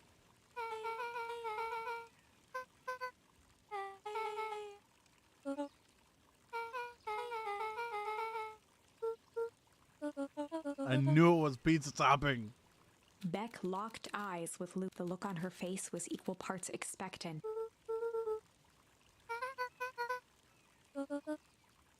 Beck gave Luca a quick nudge. The representation.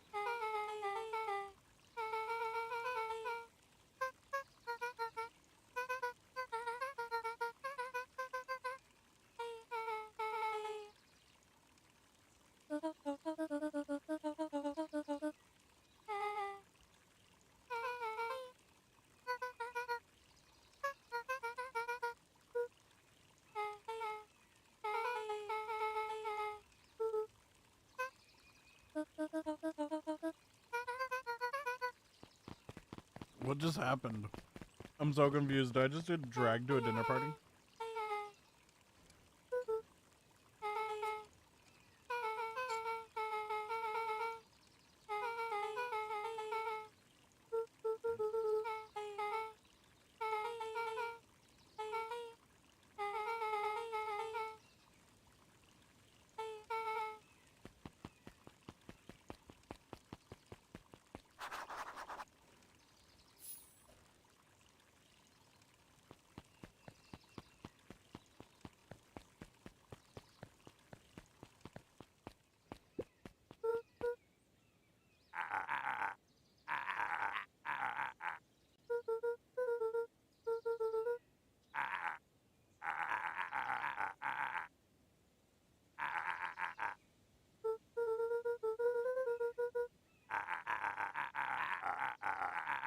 Jeff dug through his pockets for a bit.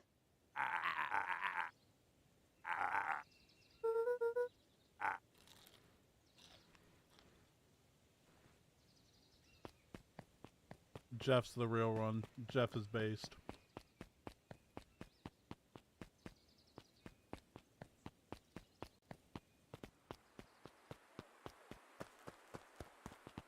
Oh, this is it. Okay.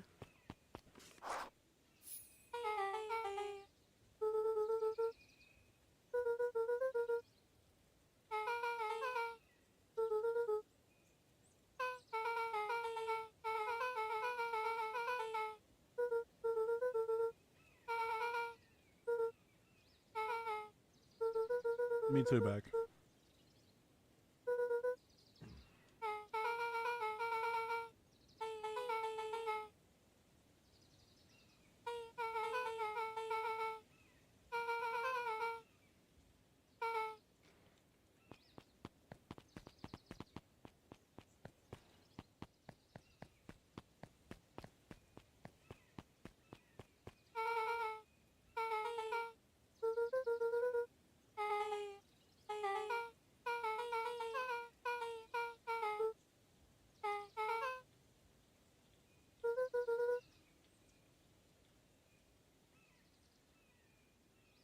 Beck took a long breath, then gave a firm nod.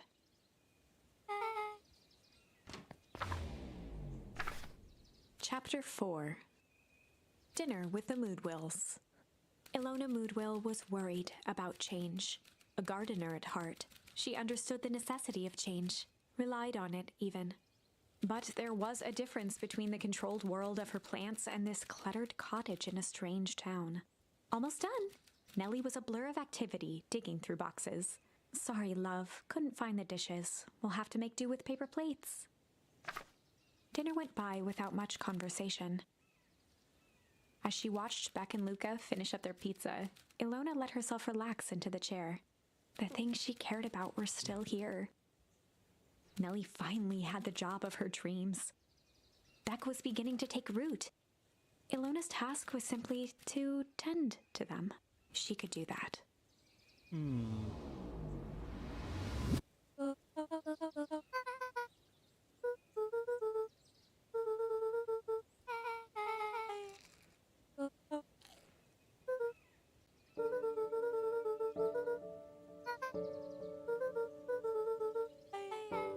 Luca's eyes were fixed to his plate, pushing a chunk of pineapple around with his. Nellie was the one who eventually broke the silence.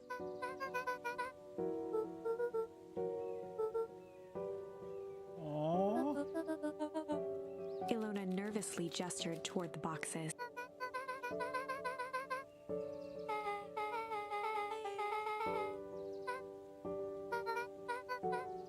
Luca wiped his face with his sleeve. Aww.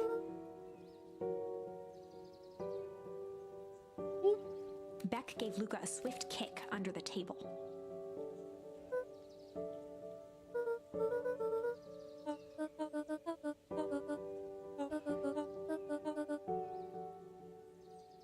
Okay. Nellie's a chemist.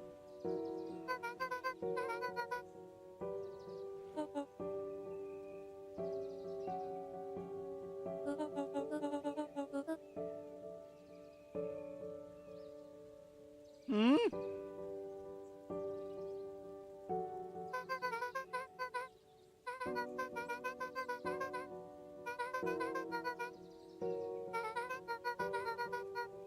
Luca glanced over to Beck. She seemed Wait. to be holding her breath. Oh my gosh. Wait. She dies. Okay. Or at least I hope she doesn't, but like...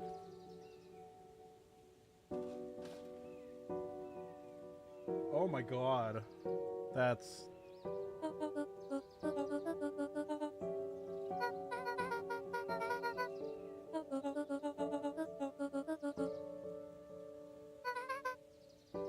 Beck slammed her fist into the table, perhaps harder than she intended. Luca glanced outside to gauge the time. The sky was darker than he expected, filled with...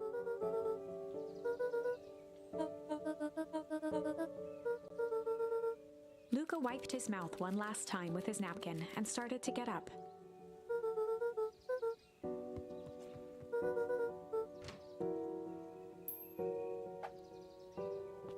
Unlucky penny!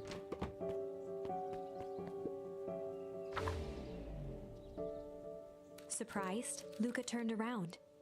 He knew Rollo could be prickly around new people. But Beck seemed cool. Rollo would warm up to her eventually. Probably.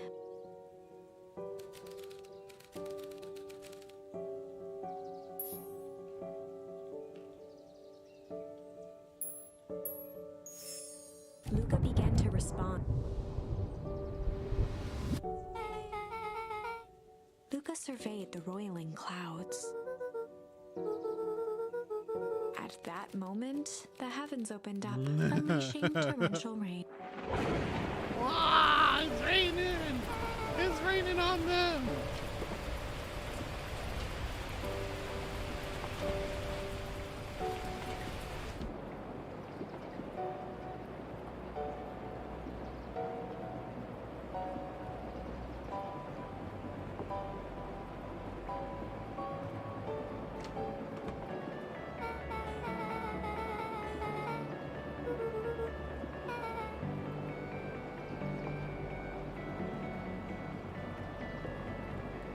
Luca squinted into the eye hole of the microscope. Luca adjusted the slide with his fingers to get a better look. Luca wiped his hand off on his sweater and gave him. Beck looked down, timidly tapping the ladder with her feet.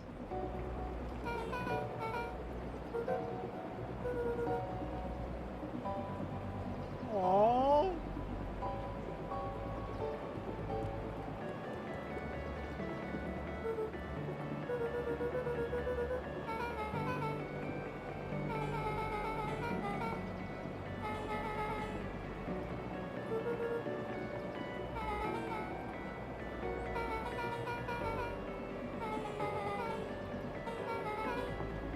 Luca flicked at one of the toggles.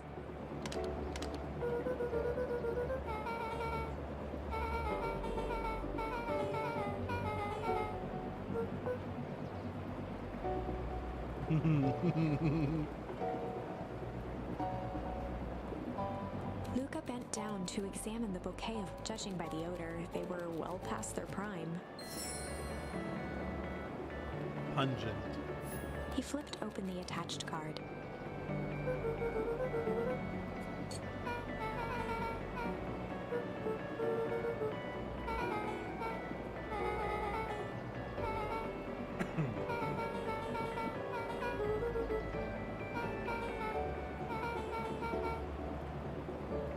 Oh my gosh.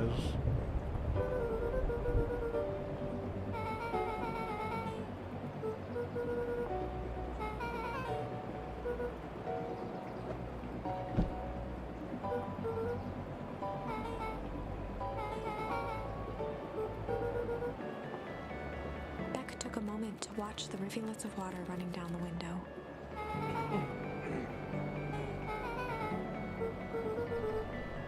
Oh.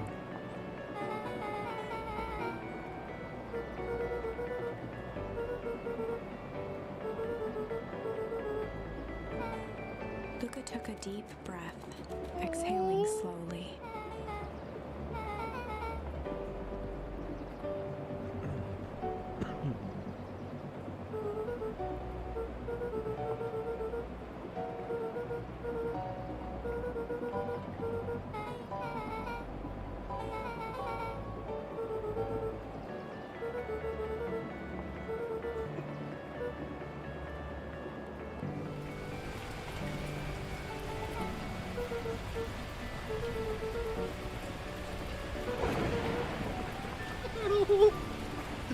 Bro, he's registering a complaint with the storm.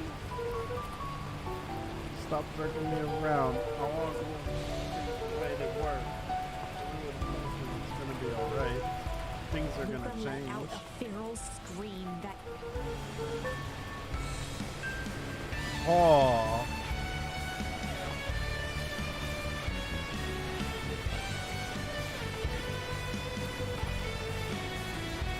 Hold on a second.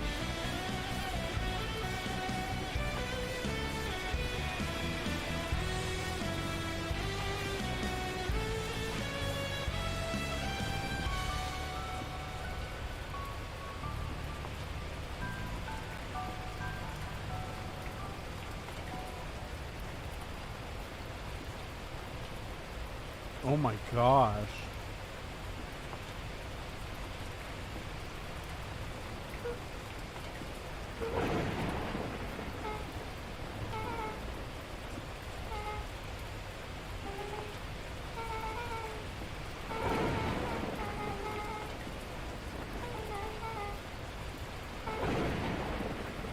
Oh my god.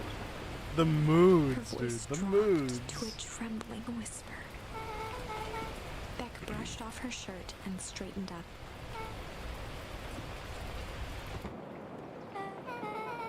As abruptly as it began, the storm abated.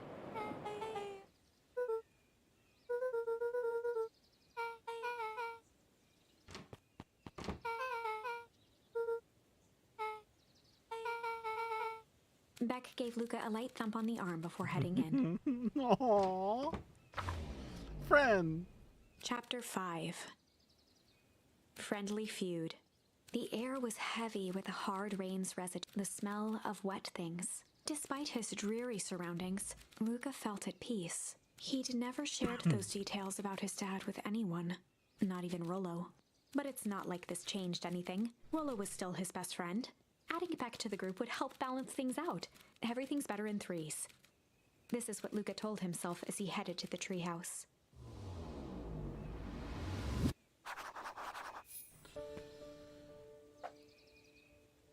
Catch up with Rollo at the treehouse. Oh, bat.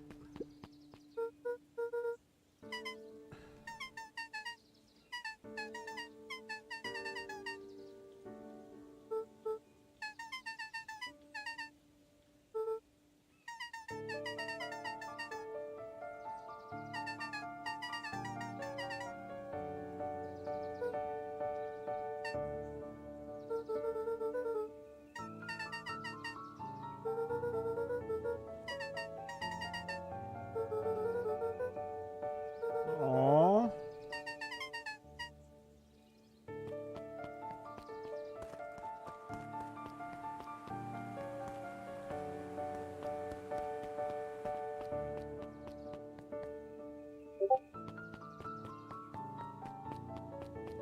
Oh my gosh. The mushrooms are glowing.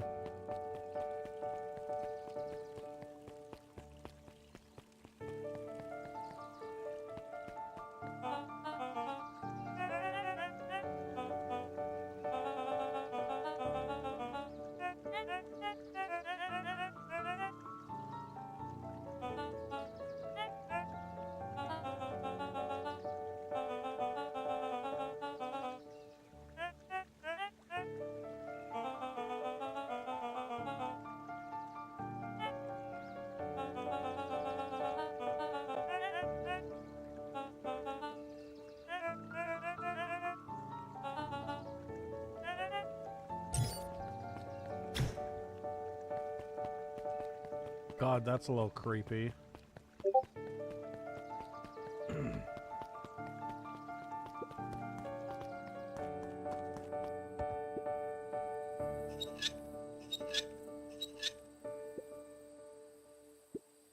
Luca had only ever heard him speak in this stiff yet gentle tone, and it always meant one thing.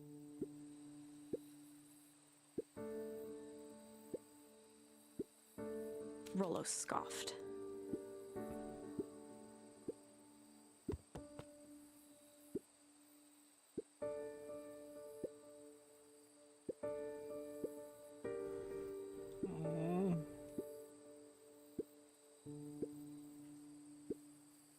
Luca stumbled on his words, knowing he'd said too much. Oh no! Rollo, no!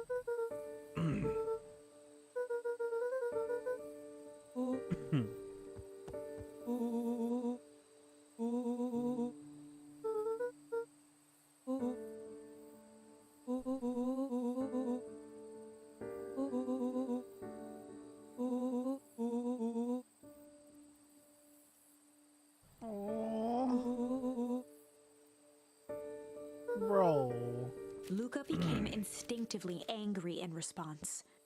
Both boys were now shouting across the distance.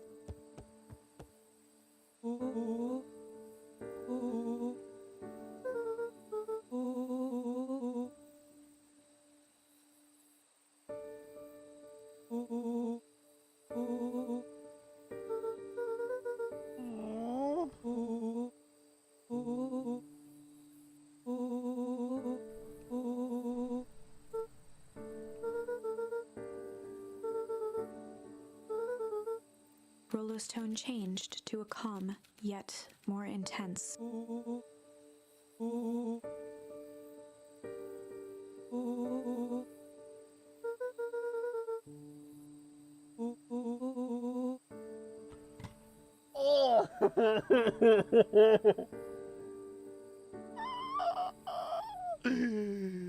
He said, yeah, well, at least my ball's still around. The words hung in the cold night air. Rollo's stomach dropped, knowing he'd crossed a line. But it was too late.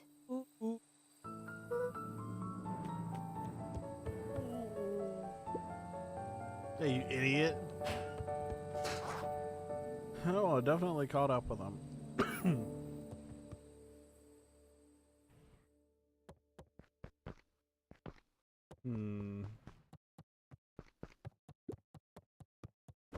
Luca dug through his old stuff, not even sure what he was looking for.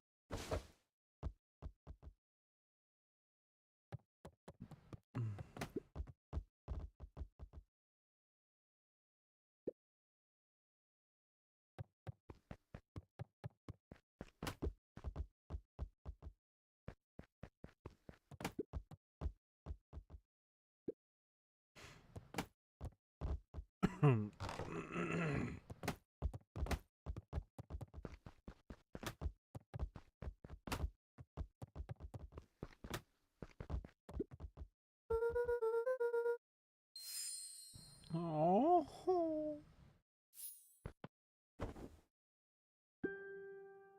Gran cooed gently from the hallway.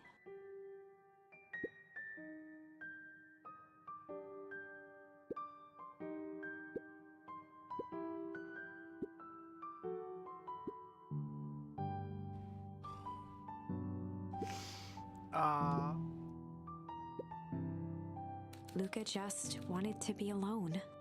He waited to hear the sound of the front door closing.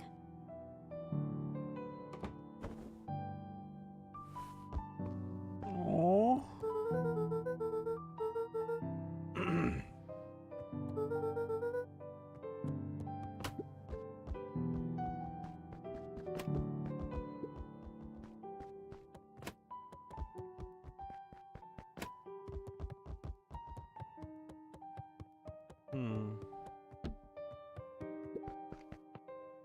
Luca dozed off again.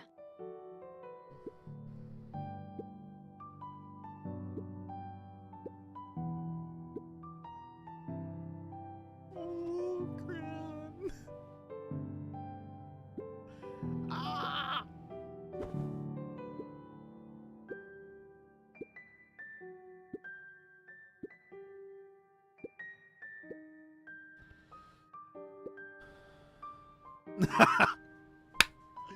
Gran's on her shit today.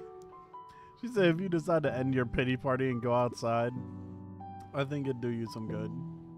Luca still couldn't bring himself to go out. Besides, if he ran into Rollo, he'd have to actually confront the situation. Oh. Should I at least go get the sandwich?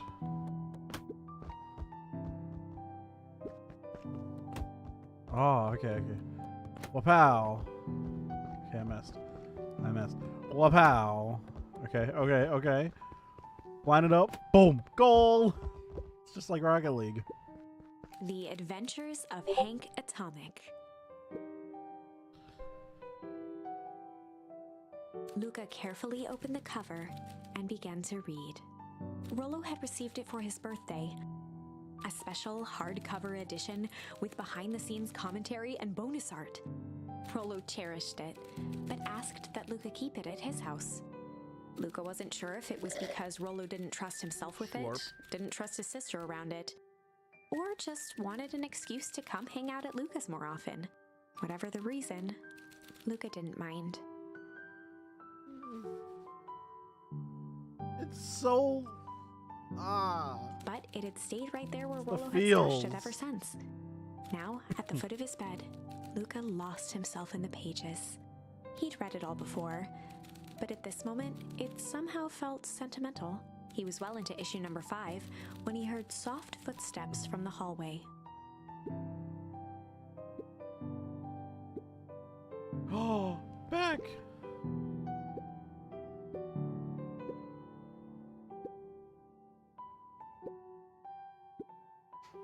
Oh, damn, why am I tearing up? Fuck. Shit.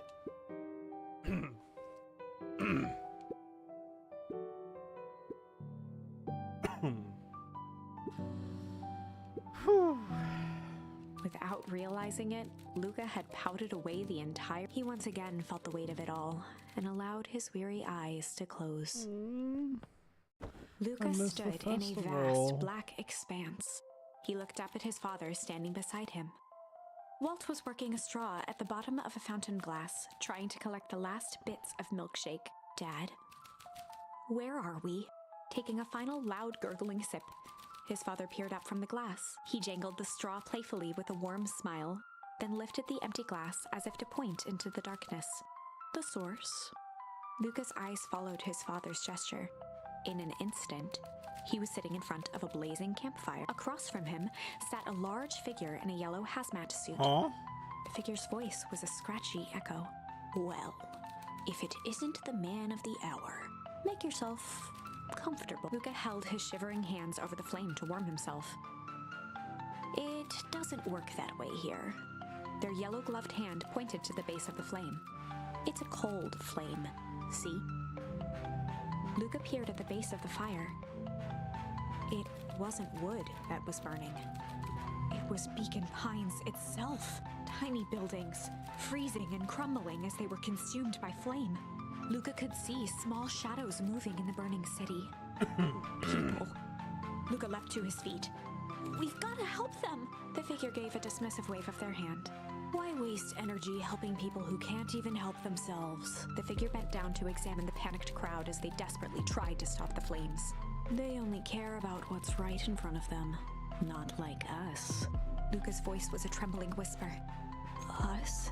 The figure slowly stood up, grabbing its helmet with both hands. With a jolt and a twist, the suit emitted a gasp.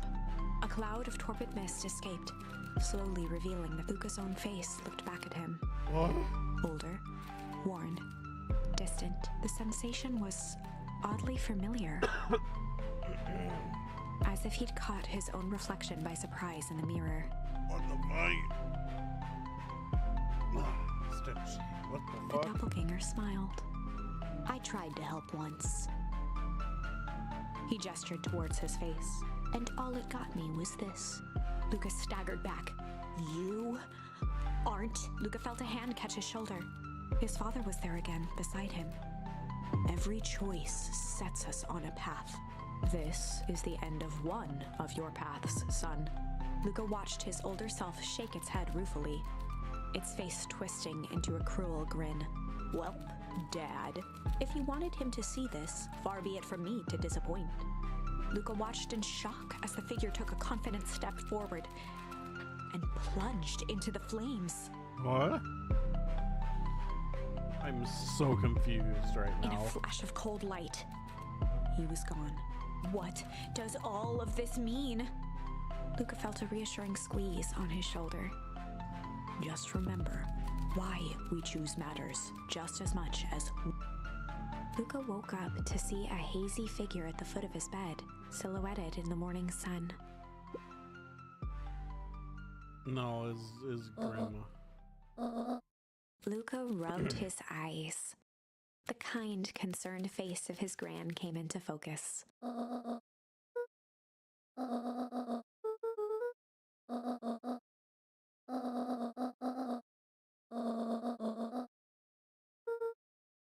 Gran silenced Luca with a gentle pat on the leg.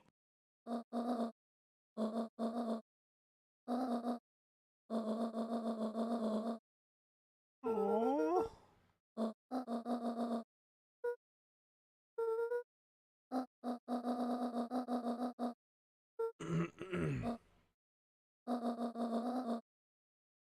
Oh. Ah!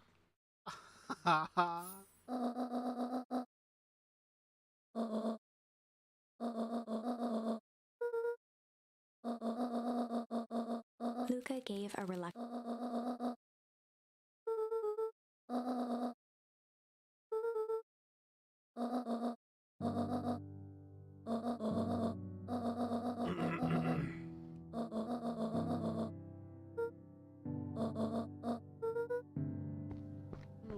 Oh. Luca took a deep breath.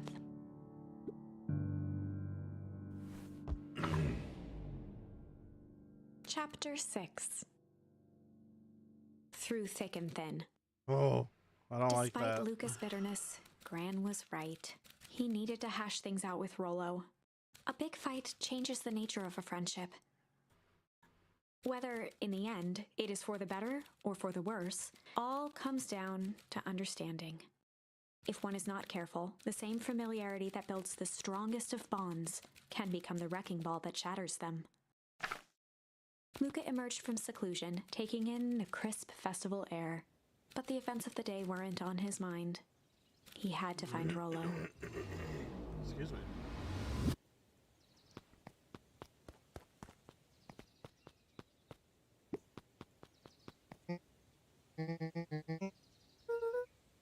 Roxy rolled her eyes, shaking her head.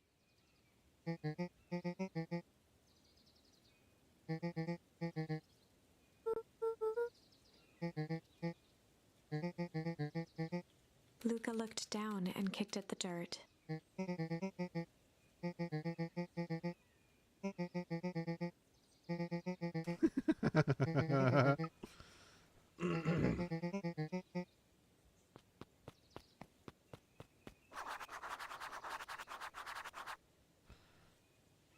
A space adventure, though you needn't buy it.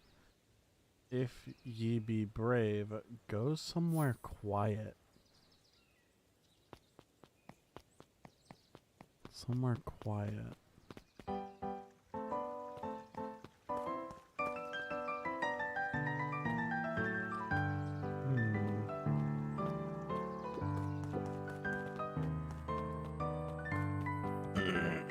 Obviously, this is the first place I'ma look. So he's not in here.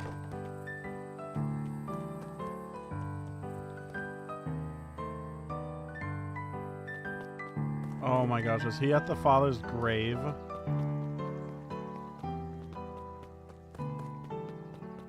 Wait.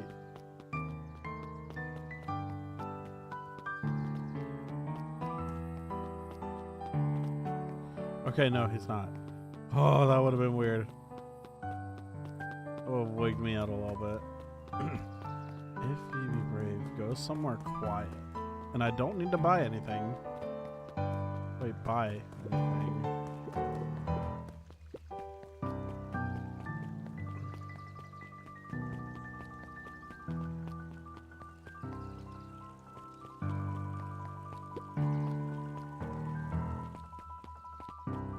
Not up there. Down here, maybe?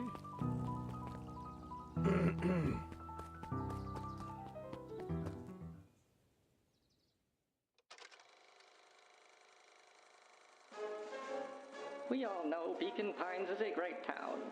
What you may not know is great towns grow from mighty roots. And that is why you cannot tell the story of Beacon Pines without telling the story of one Shopper Valentine. Young Shopper's keen intellect and strong moral fiber led to a grand vision. A vision of a community dedicated to a better tomorrow.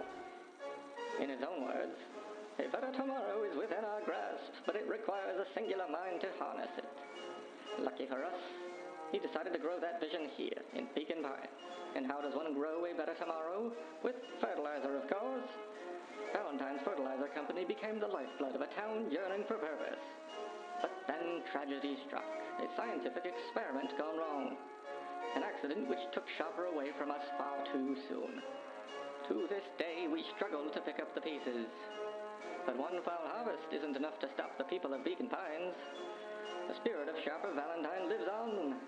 It lives in the hearts of everyone with a dream for a better tomorrow. Together, we will follow his example and grow a bountiful future.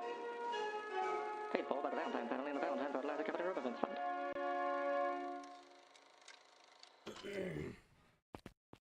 Okay. That was pretty unhelpful.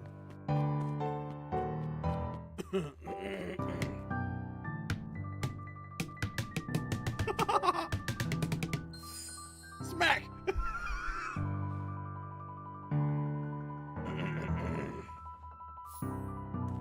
I love that. Hi there, fucking music.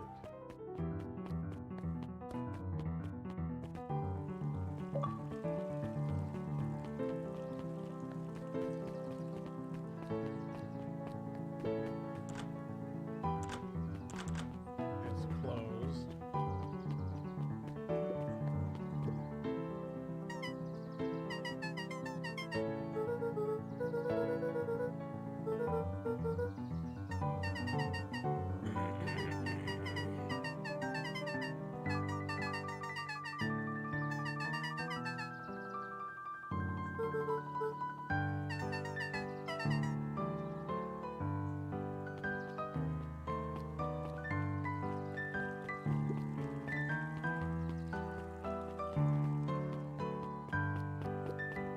Somewhere quiet, the library.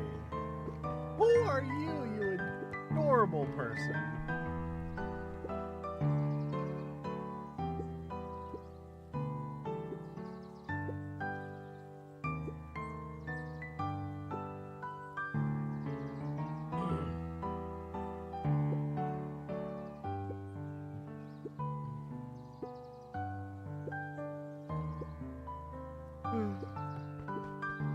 The bottom corner shelf was a dust. Only one binding was clean enough to read.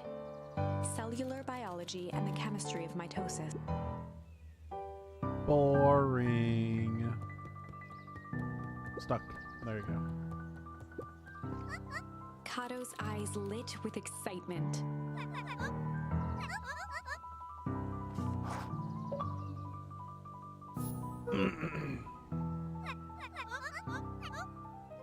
You didn't think that was it, did you? Kato straightened up and cleared his throat as if preparing to sing.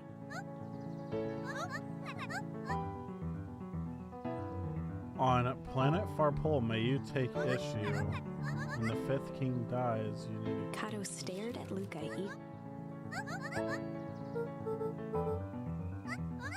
When the fifth king dies.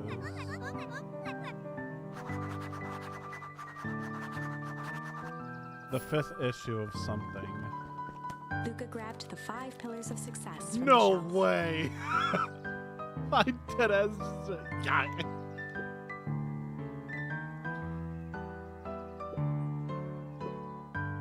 Okay, let me. Fifth issue. Oh, okay. Issue in fifth, yeah, the fifth issue. Luca grabbed the issue with self-help. A help. No, Luca grabbed 500 meals for one big pot from the. no.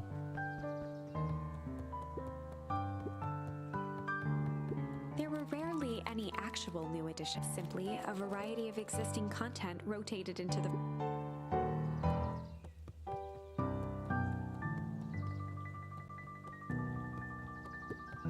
Luca grabbed the modern science of atomic radiation from the shelf. Luca grabbed natural photography, volume 5. from the Volume shelf. 5. Okay.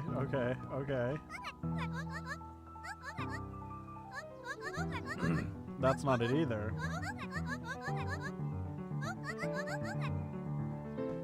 I didn't want him to give it to me. Luca grabbed the Adventures of Hank Atomic, issue. Yeah. Basically gave it to me. Kato removed his book from the desk and replaced it with Luca's, turning on the lamp. As he slid the book under the purple light, 2 words glowed. The Adventures of Hank Atomic, issue 5. Luca clicked his tongue with recognition.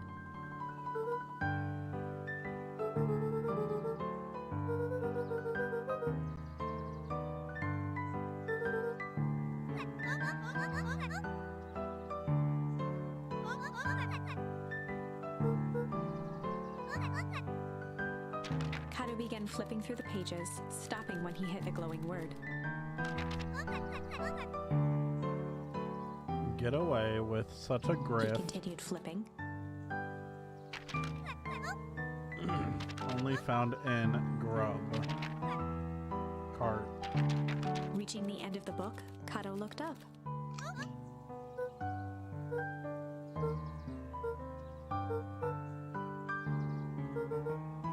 Yeah, Griffin grub cart, totally.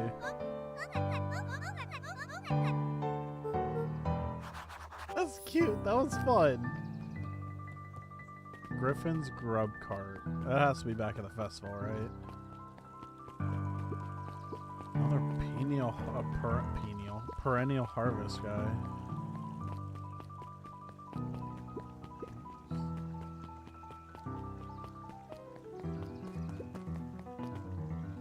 No, that's not it. Oh my god, get on the bridge. There we go.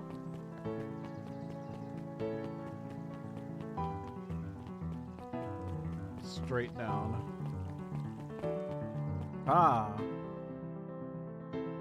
No, it's not here. Griffin's grub cart.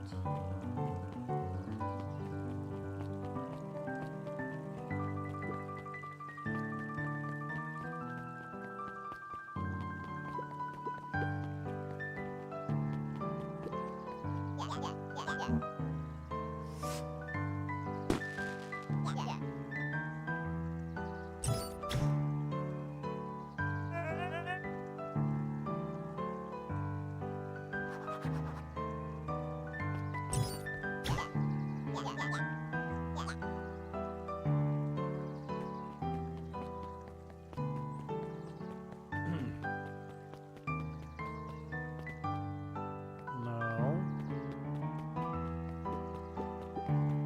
Griffin's grub cart.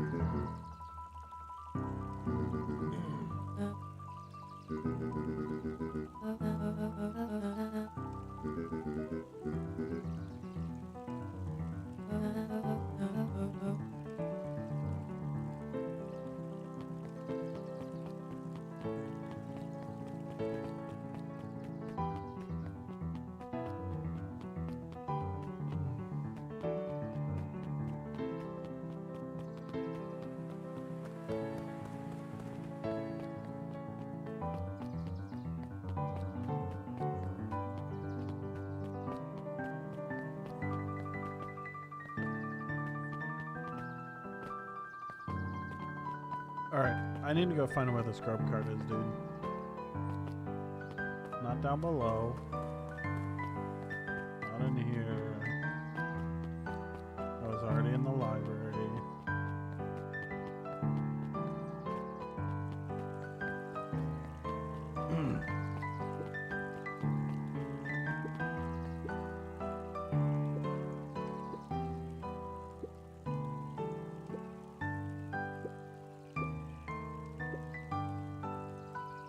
Called her ass out by complete accident.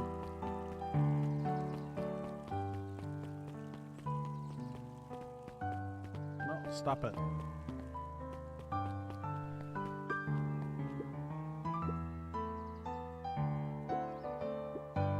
Sorry, all became flesh. What's Griffin doing?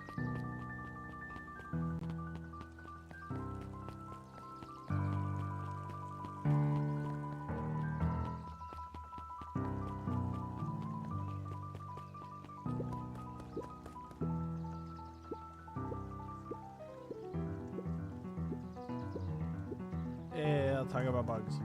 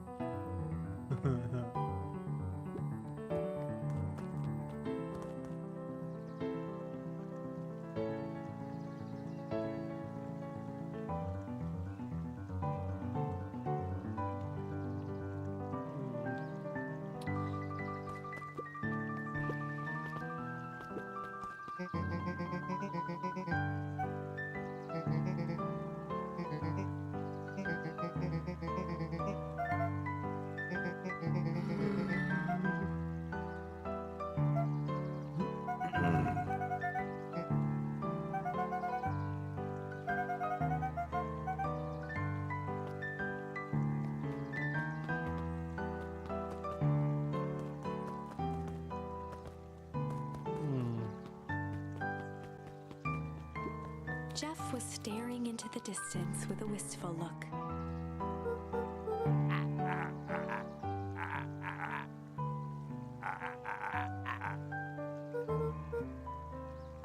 Jeff turned to Luca with a furrowed brow, then gave an understanding nod.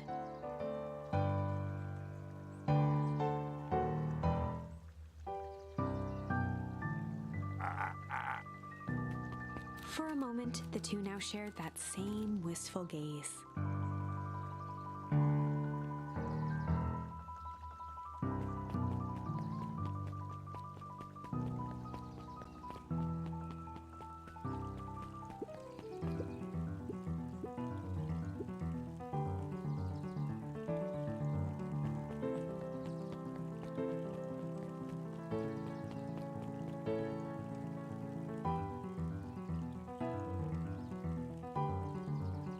Griffin's grub cart.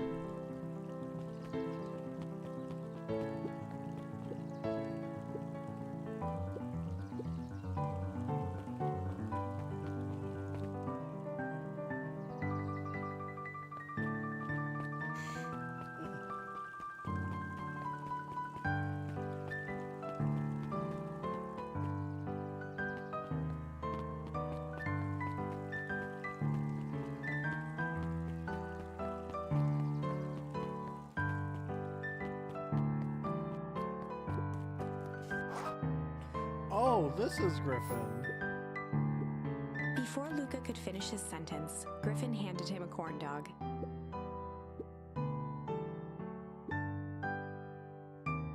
Luca shrugged, taking a sizable bite out of the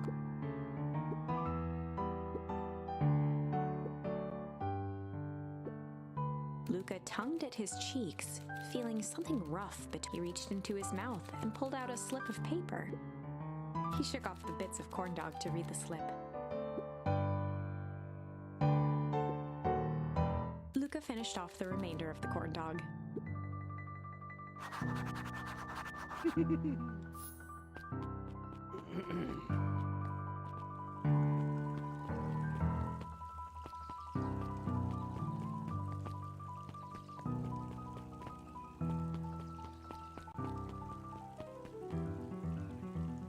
What did he say?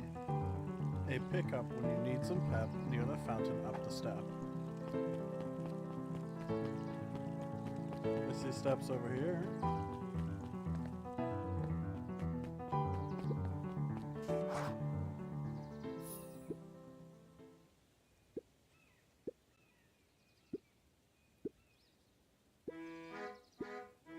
Lumi waved his hands around sarcastically.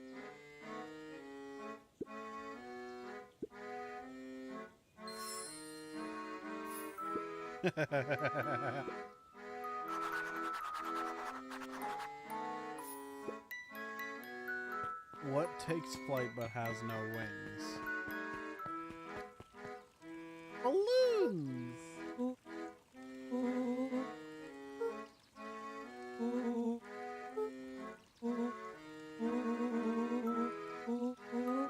Rollo sheepishly handed Luca.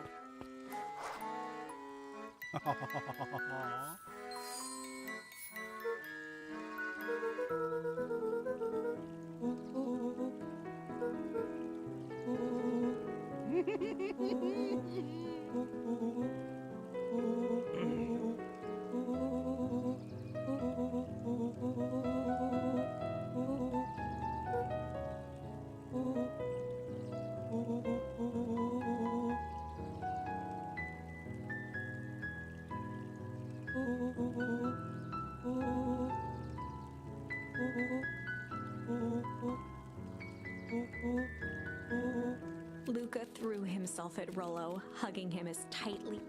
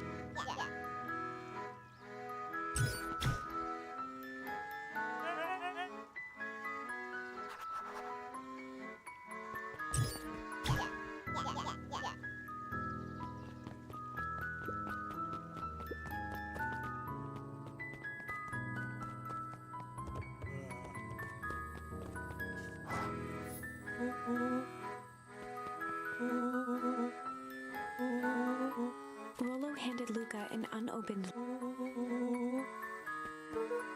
Luca, some things are going to happen that might be difficult if I am honest. I hardly understand them, but whatever happens, I need you to know that I love you. Wait, what? None of this is fair to you. You have already lost so much. We both have. I wish there was a simpler way forward. But if there is, I haven't thought of it. God knows I've tried. Everything I've done, I did for you. I hope someday you can accept that. Love, Gran. Luca folded the paper into his pocket and headed up the ladder. Wait, is Gran leaving us?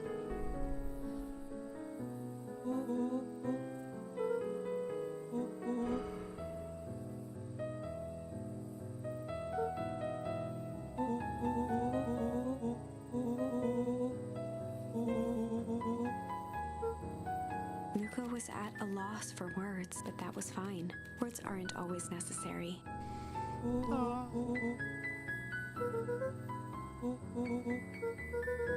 Sadly, this was untrue. A distant rumble shook the treehouse.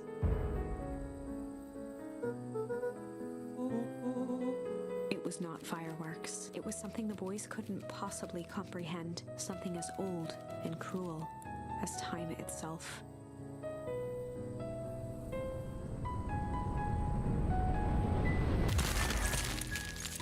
What the fuck?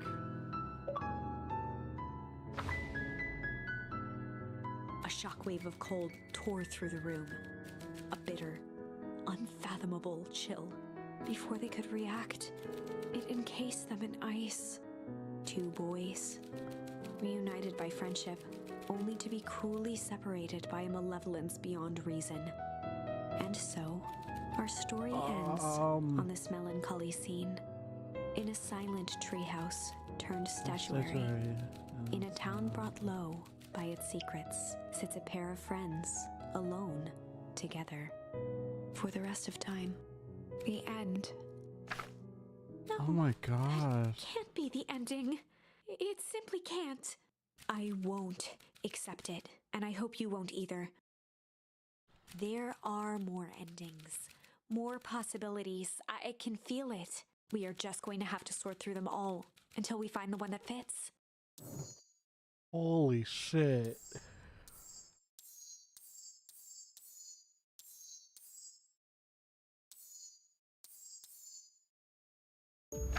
Alright, I just have to use a break right here. Luca began to respond, but the sky answered for him as the clouds above began to break, revealing patches of star-filled summer night. Moonlight filtered down, shimmering in the treetops. Aww. This is such a cool concept. Holy shit. Luca stopped himself mid-sentence.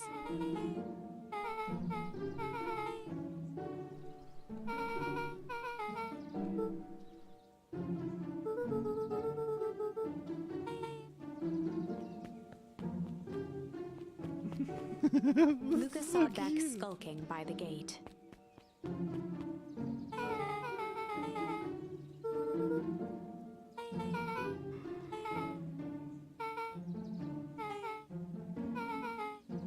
Beck grabbed the wrought iron bars and shook the gate.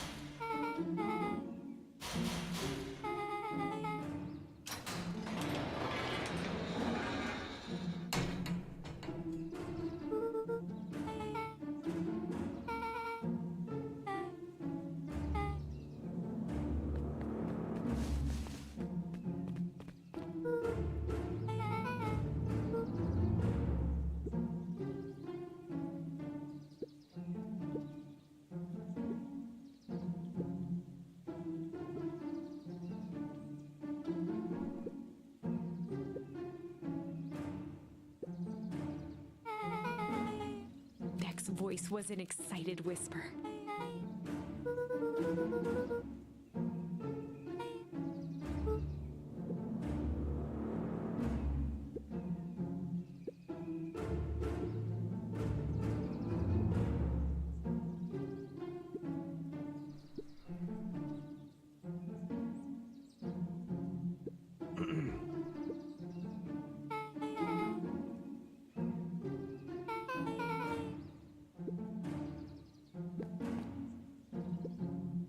the mysterious figure retracted their mask, hair pushing out from all corners.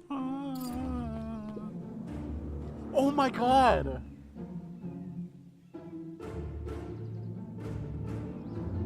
Gran!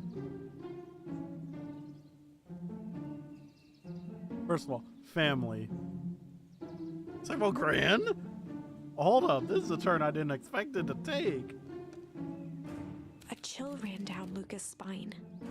His vision blurred. Vex stifled a sharp wince, and Luca looked down to see himself wrenching her hand. Gran tousled her hair back under the face.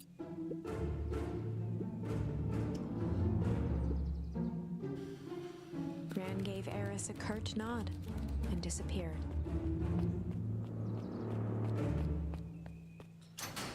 Oh my gosh. Chapter 5. What big ears you have. Lucas sat shivering in the bushes, staring. After checking to make sure the coast was clear, Beck gave him a gentle tug on his sweater.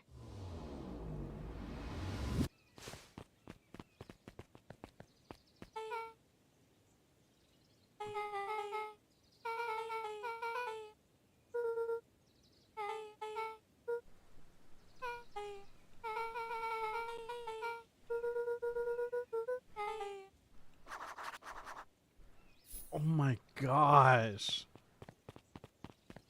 Gran was in the hazmat suit. Why was she in the hazmat suit?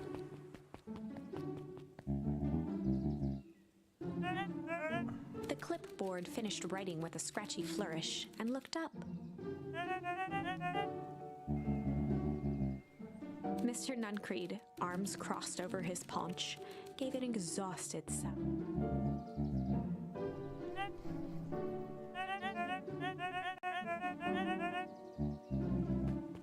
He snatched the pad and scribbled his name so hard the pen nearly snapped.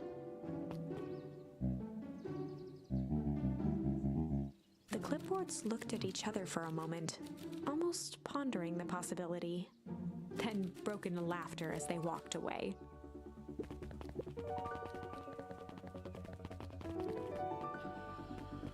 God, that's a little creepy.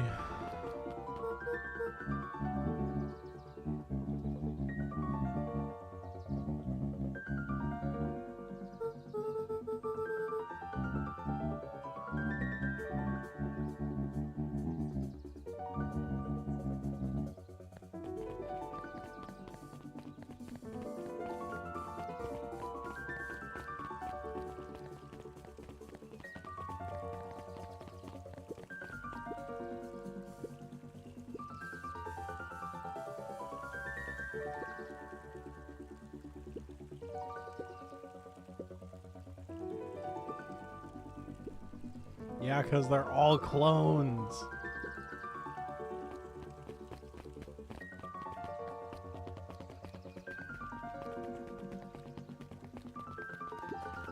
William Kerr and Gus Valentine proudly surveyed the The mayor gave a half-hearted.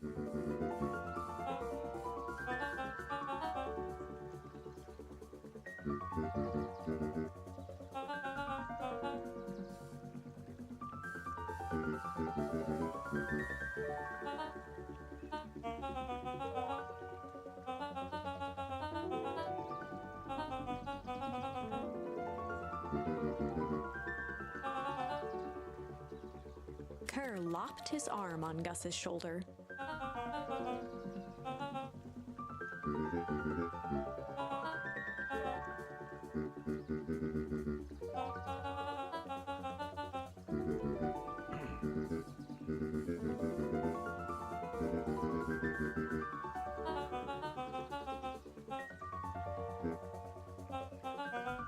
With a glimmer in his eye, Kerr gestured grandly toward the horizon.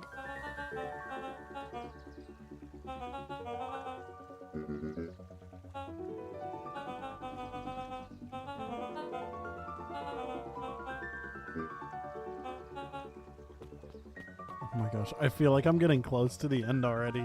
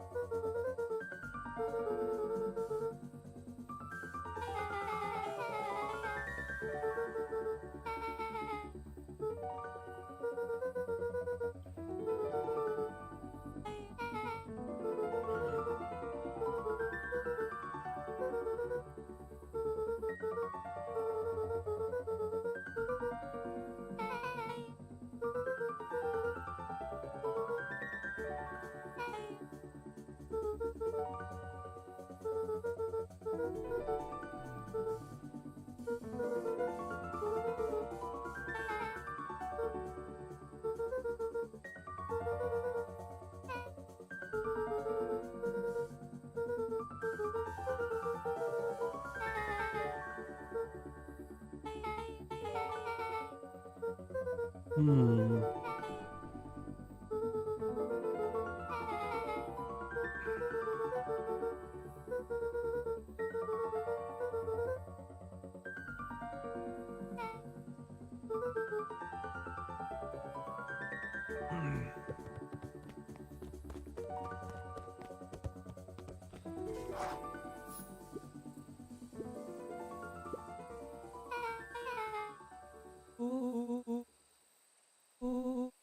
Rollo waggled his head with pride.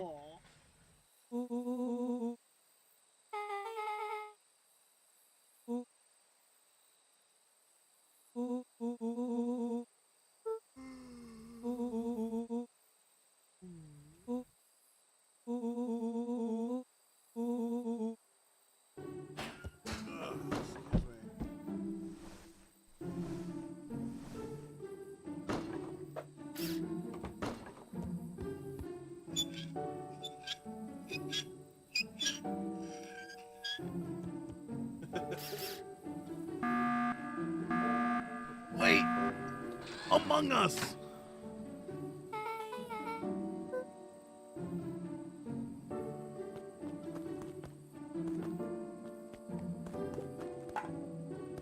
Among Us! Oh, I missed.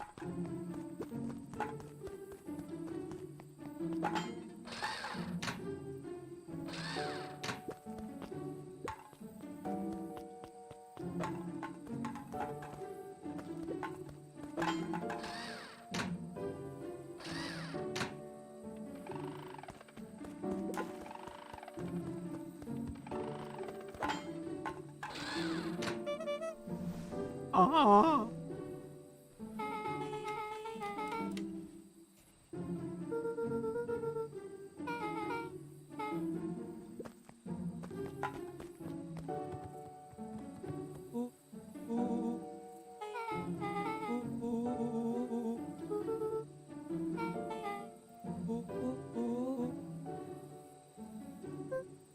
Luca sucked in a long breath.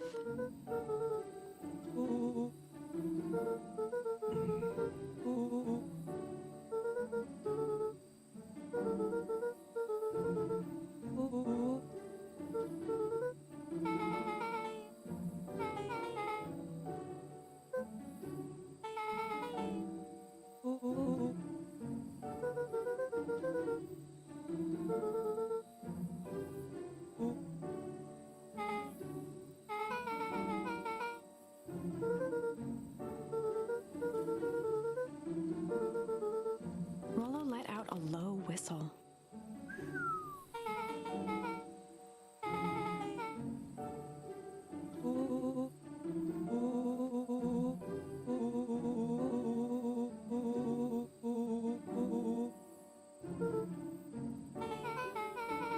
Rollo and Luca shot back a look.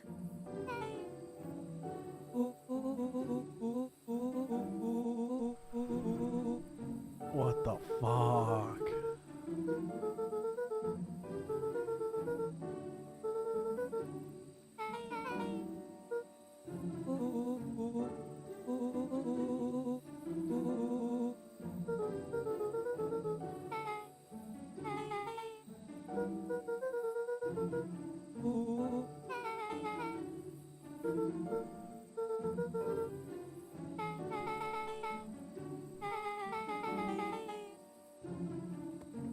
Luca gazed out the window.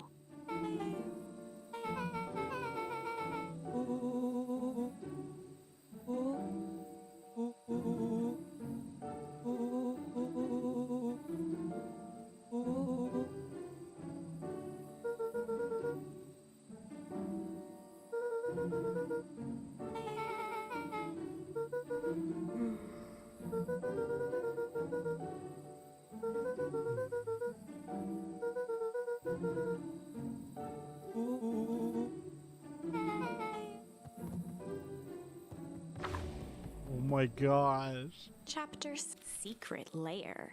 Secret tunnel! Secret tunnel! Through the mountains! Secret, secret, secret, secret tunnel! Summer forged ahead, but the nights only seemed to grow colder. Luca walked home slowly under the pale starlight. cautious to avoid any more surprises lurking in the shadows. Reaching home, he slipped quietly into bed, half dreading what they might discover the next day.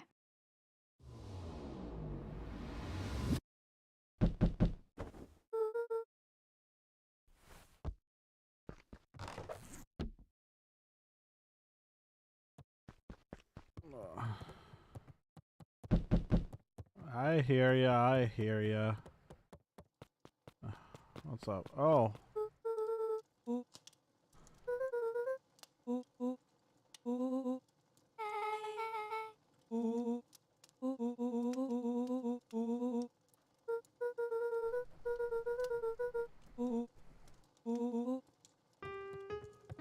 Luca and Beck rolled their eyes as Rollo strutted across the room.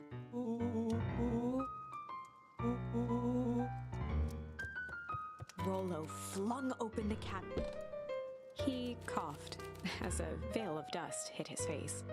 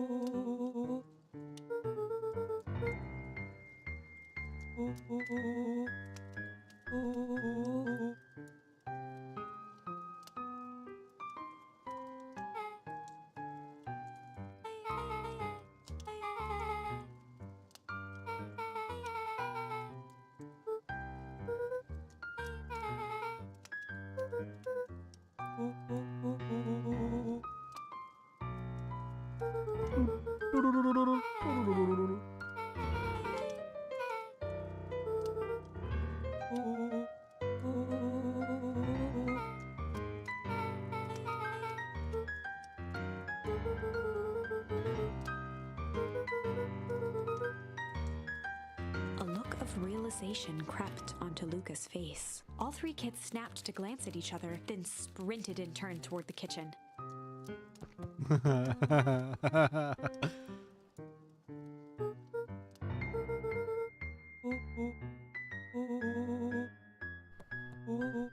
Before he could finish, Luca scrambled up Rollo's back.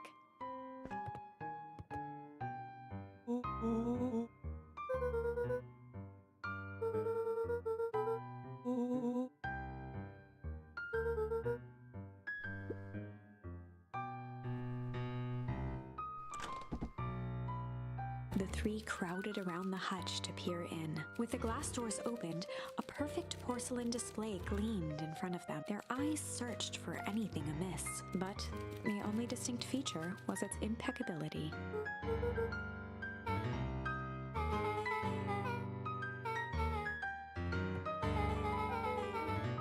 As Beck pulled on one of the teacups, it slanted forward with a hollow click. The entire hutch began to rustle and slide under its own power. Oh.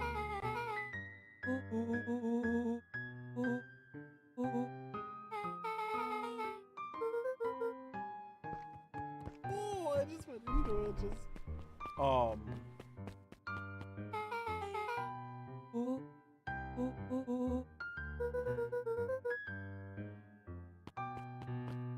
Luca jostled each cabinet drawer in turn. He fingered through the filing cabinet, pausing at a bulging folder labeled Walter. For a long moment, he just stared at it.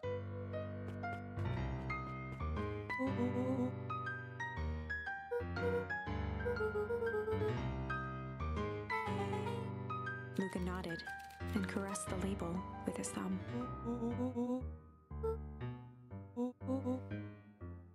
Rollo swiped the folder from the drawer and began leafing through the pages. He whistled to himself, barely looking at it.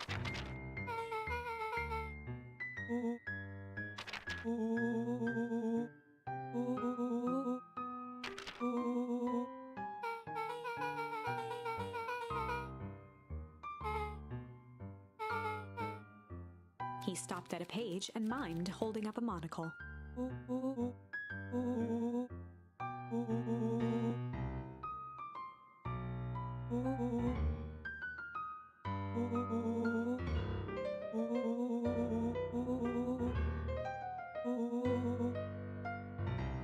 Rollo looked up with heightened surprise.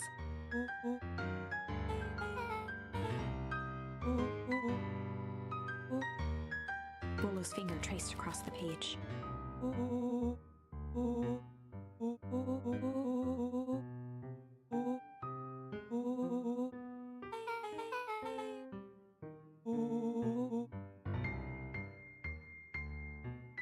Rollo scanned through several more pages. I'm getting into this.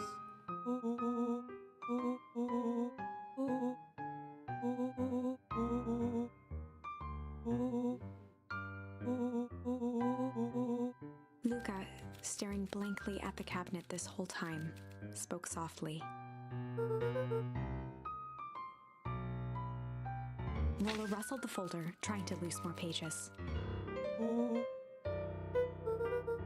Luca frantically shoved the remaining cabinet folders, trying to find another labeled one.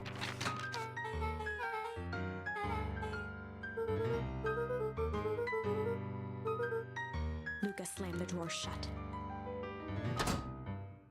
A spider web of string connected photos of people from the town, interspersed with hastily scrawled notes.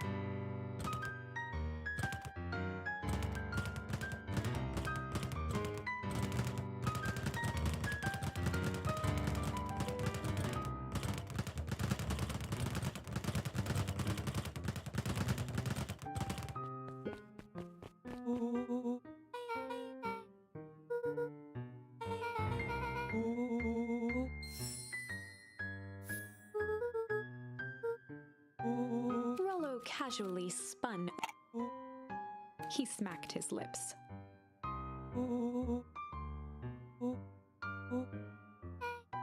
Rollo plunged his hand in the jar, fishing out a soggy slip of paper. Rollo offered the slimy note to Luca.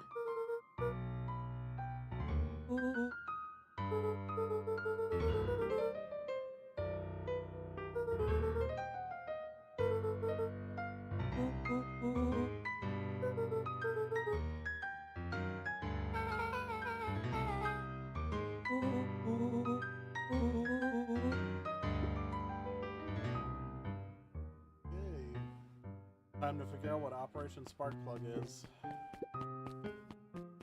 They crowded around a worn-down old map of Beacon Pines.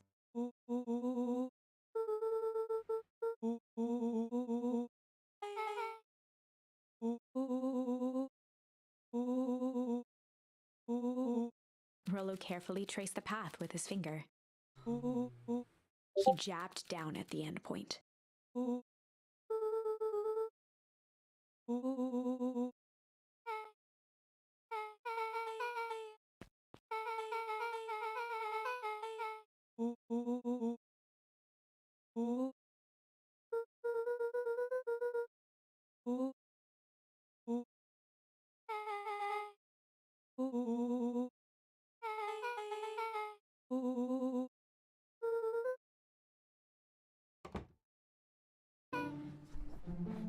Uh-oh. Luca looked up from the map.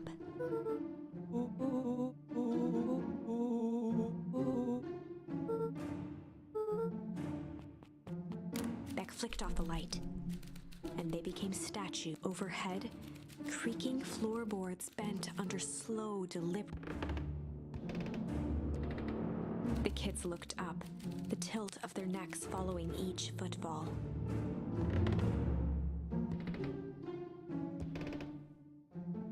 Then suddenly, it stopped. Without realizing, They'd been holding their breath. All three exhaled. A muffled male voice broke the silence. Hello? A final few footsteps reached the entrance above them, and the voice now echoed. The three kids shuffled to the corners without a peep. As he began to descend the stairs, thump, Thump. thump, Thump. thump. At the bottom step, the man paused, squinting. Rollo shifted suddenly. Luca gave him an intense, chastising look and whispered through clenched teeth. It was too late. Rollo was already inching toward the stairway. He screeched as he charged toward the shadowy figure. Oh. Oh. With all his weight, Rollo tackled the man. From the dark corner, they saw Hello? something move. Welcome back, Ark. Well, This has gotten to be really good. uh-oh. You've missed a lot, my guy. I mean, yeah, that sounds about right.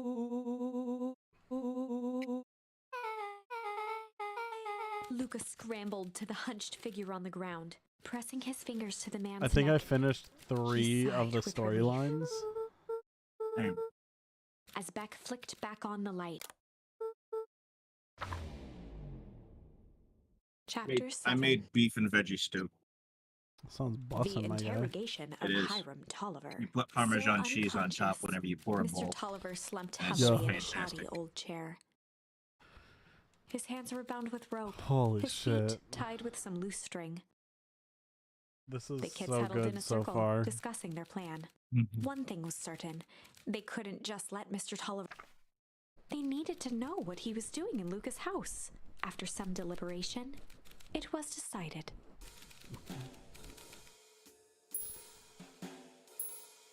Good cop or hard cop? Hard cut. Good cop or good cop, hard cop, or good cop, chill cop? I'm gonna do hard. They'd run the classic good cop, hard cop Rollo brandished a steely gaze. I've got this. Read about it 100 times.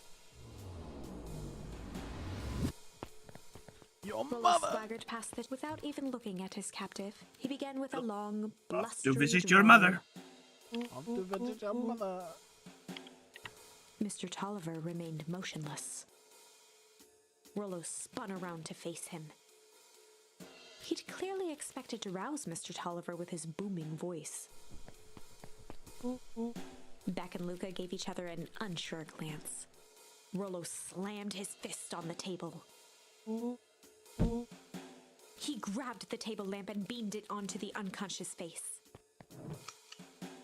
Mr. Tolliver groaned, and slowly he recoiled with a muddled weird. The chair wobbled as he attempted to straighten up.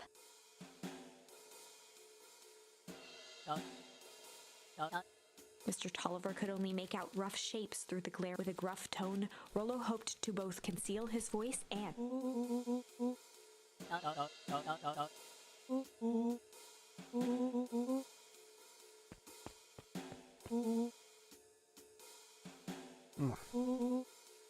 The doubtful expression on Beck and Luca's faces transformed into awe. Rollo, hitting his stride, was now channeling every detective trope his memory could recall. He slammed the table again. Mr. Tolliver's voice became desperate. He was nearly in tears.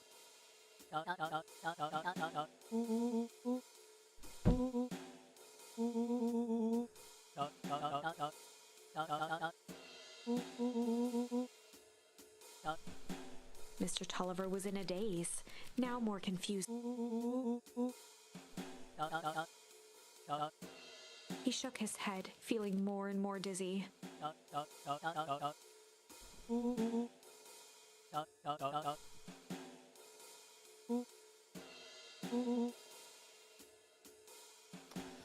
What is the source? The source is The source. a soda fountain that never runs out. Maybe. Just maybe. I am going to leave it there for now. Because I am starting to get floppy necked and head. I need a nap. So I'm going to end stream there. And I will see you guys tomorrow. We're going to be playing more of this just because it's so much fun.